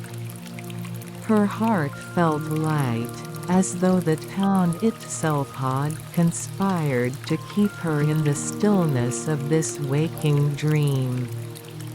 She walked a few more steps, letting her hands brush lightly against the wooden edges of houses and gates, feeling the textures of age and care under her fingertips. Each step, each sound, each gentle movement was a part of the quiet awakening that surrounded her. And in this delicate rhythm, Akari felt the seamless continuation from the calm of night through the temple morning into the peaceful pulse of the town. The sun rose a little higher, its light warmer, its touch still tender. And Akari realized that the world could awaken slowly, patiently, without ever breaking the soft thread of quiet that connected her to temple moss, bamboo fountains, and the first breath of dawn. The road began to open into a small plaza, its stones worn smooth by countless footsteps over many years. A gentle breeze stirred the few early leaves still clinging to a ginkgo tree, and sunlight spilled across the square in soft, dappled patterns. Akari walked slowly, not hurrying, letting the warmth of the morning fill the spaces between her steps. A small fountain stood in the center of the plaza, water trickling quietly over its stone edges. She paused beside it, watching the droplets fall and ripple outward, catching the pale gold of sunlight in tiny sparkling arcs. Nearby, a tea house opened its doors. The aroma of roasted tea leaves drifted softly, mingling with the faint scent of wood smoke from a distant chimney. Inside, a few early customers were seated, their movements slow, deliberate, in harmony with the gentle rhythm of the town. Akari inhaled the mixed fragrances, feeling them settle softly into her chest. She felt the warmth of the mochi she had eaten earlier still lingering, a quiet echo of the temple morning that had accompanied her down the stone paths. A narrow alley led off the plaza, lined with shops and small gardens. She followed it, her footsteps echoing lightly against the stones, soft and deliberate, like part of the city's breathing. A woman was arranging fresh flowers in a tiny shop window. The petals were delicate, pale shades of pink and white, glowing faintly in the soft sunlight. Akari paused to admire them. A single bloom caught her eye, its softness mirrored in the kaumshe carried from the temple. A bell chimed faintly in the distance, the note stretching through the quiet streets. It was not loud, not insistent, only a gentle reminder that the day had begun. Akari continued walking, feeling the subtle warmth of the morning on her face and hands. The city was awake, but it moved slowly, with care and reverence for the quiet that remained. She paused at the edge of the plaza, looking back toward the temple hill. The moss garden, the bamboo fountain, the soft shadows of cedars and stone were visible in the distance, a thread connecting the calm of the temple to the awakening town. Akari closed her eyes for a moment, letting the stillness of the past hours settle fully within her. Breathing in the gentle scents, the soft sounds, the warmth of the morning, she felt completely held by the quiet flow of the day. A child's laughter rang softly down a side street, and Akari smiled faintly.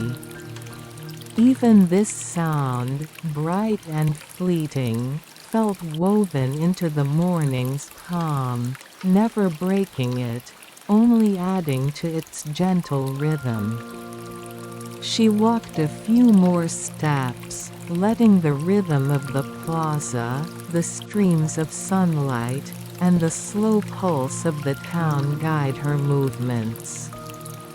The day had begun, but in a way that was patient, soft, and unhurried.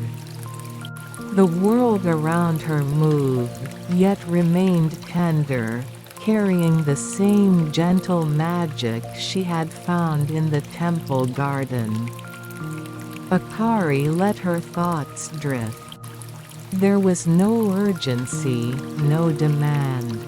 Only the quiet satisfaction of presence, the calm of breath, and the deep, unspoken comfort of mornings that unfold slowly, perfectly, like a lullaby woven into the waking city.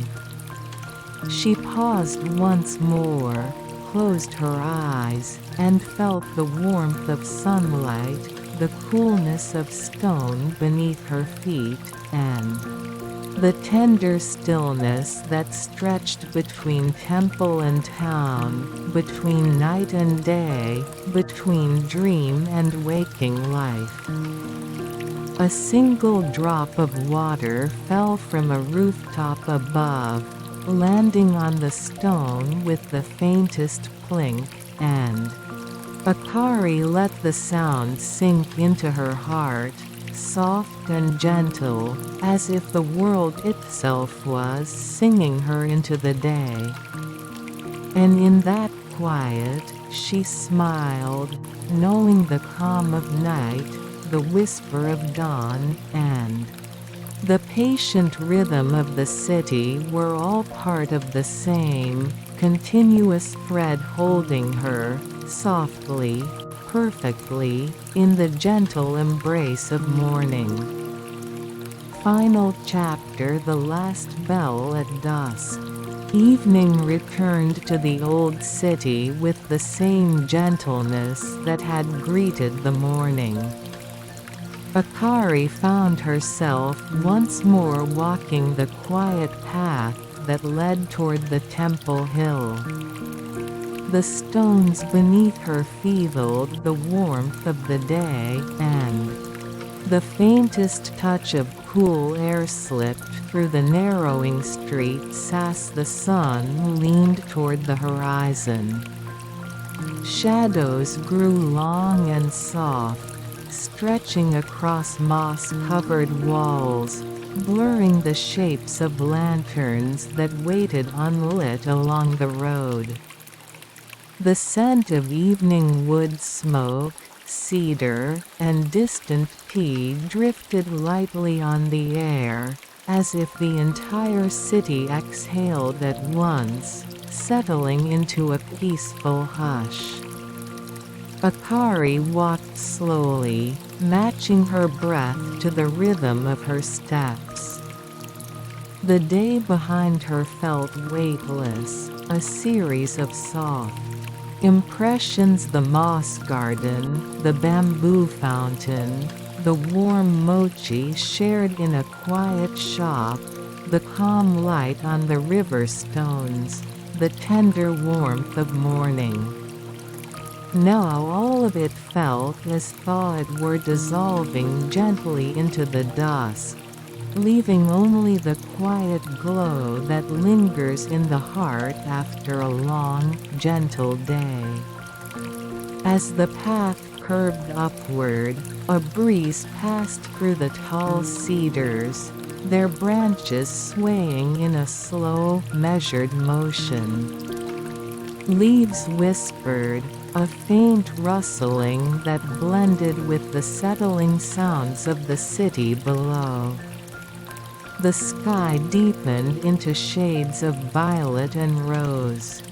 Light shimmered on the edges of temple roofs, and the earliest star glimmered faintly above the hill. Akari paused near the temple gate. She did not need to enter, the stillness reached her. Even from here, spreading outward like a quiet blessing, touching the stones, the air, and the softening sky. And then, as if rising from the very heart of dusk, the first bell sounded. A deep, resonant tone rolled gently across the hillside, spilling downward through the cedar trees and into the winding streets below. The note expanded slowly, carrying warmth, clarity, and a calm that seemed to rest in the very center of the world. Akari closed her eyes. The bell's voice drifted through her chest, settling into her breath, her thoughts, her quietude. A second bell followed, and then a third, each one softer than the last, as though the evening itself were lowering its voice. The city responded with silence. Lanterns flickered to life in distant windows, a few at first, then more, like scattered fireflies waking gently in the twilight. Akari breathed deeply, letting the fading light and the warmth of the bells wash through her. Her entire day, from the coolness of the early morning plateau, the soft bustle of the town and the slow drift of afternoon, seemed to gather in her heart like a single, peaceful thread. Another breeze moved through the trees, carrying with it the faint scent of incense from the temple above. It brushed lightly against her skin, a soft, final touch before the night took hold. The last bell sounded a quiet, lingering tone, barely more than a whisper. It drifted downward, fading into the deepening dusk, until it became indistinguishable from the silence that followed. Akari opened her eyes. The world around her glowed in soft twilight, the sky deep and luminous, the lanterns shimmering gently along the path home. She turned back toward the city, taking one slow step, then another. The calm of the temple remained with her, a warm stillness carried in her breath, in her steps, in the quiet rhythm of evening. As she descended the path, the lights of the old city welcomed her softly, each one a small beacon guiding her toward rest. The night settled fully. The breeze softened, the lanterns shimmered, and the world exhaled into its quiet, peaceful darkness. Akari walked on, wrapped in the gentle hush of dusk, carrying with her the last, tender echo of the bell, a distant, fading note that seemed to whisper not an ending, but a promise. That calm would return with every dusk, every dawn, every quiet step on the stone paths of the ancient city. And with that promise, the night embraced her, softly, perfectly, like a lullaby meant for the deepest, most restful sleep.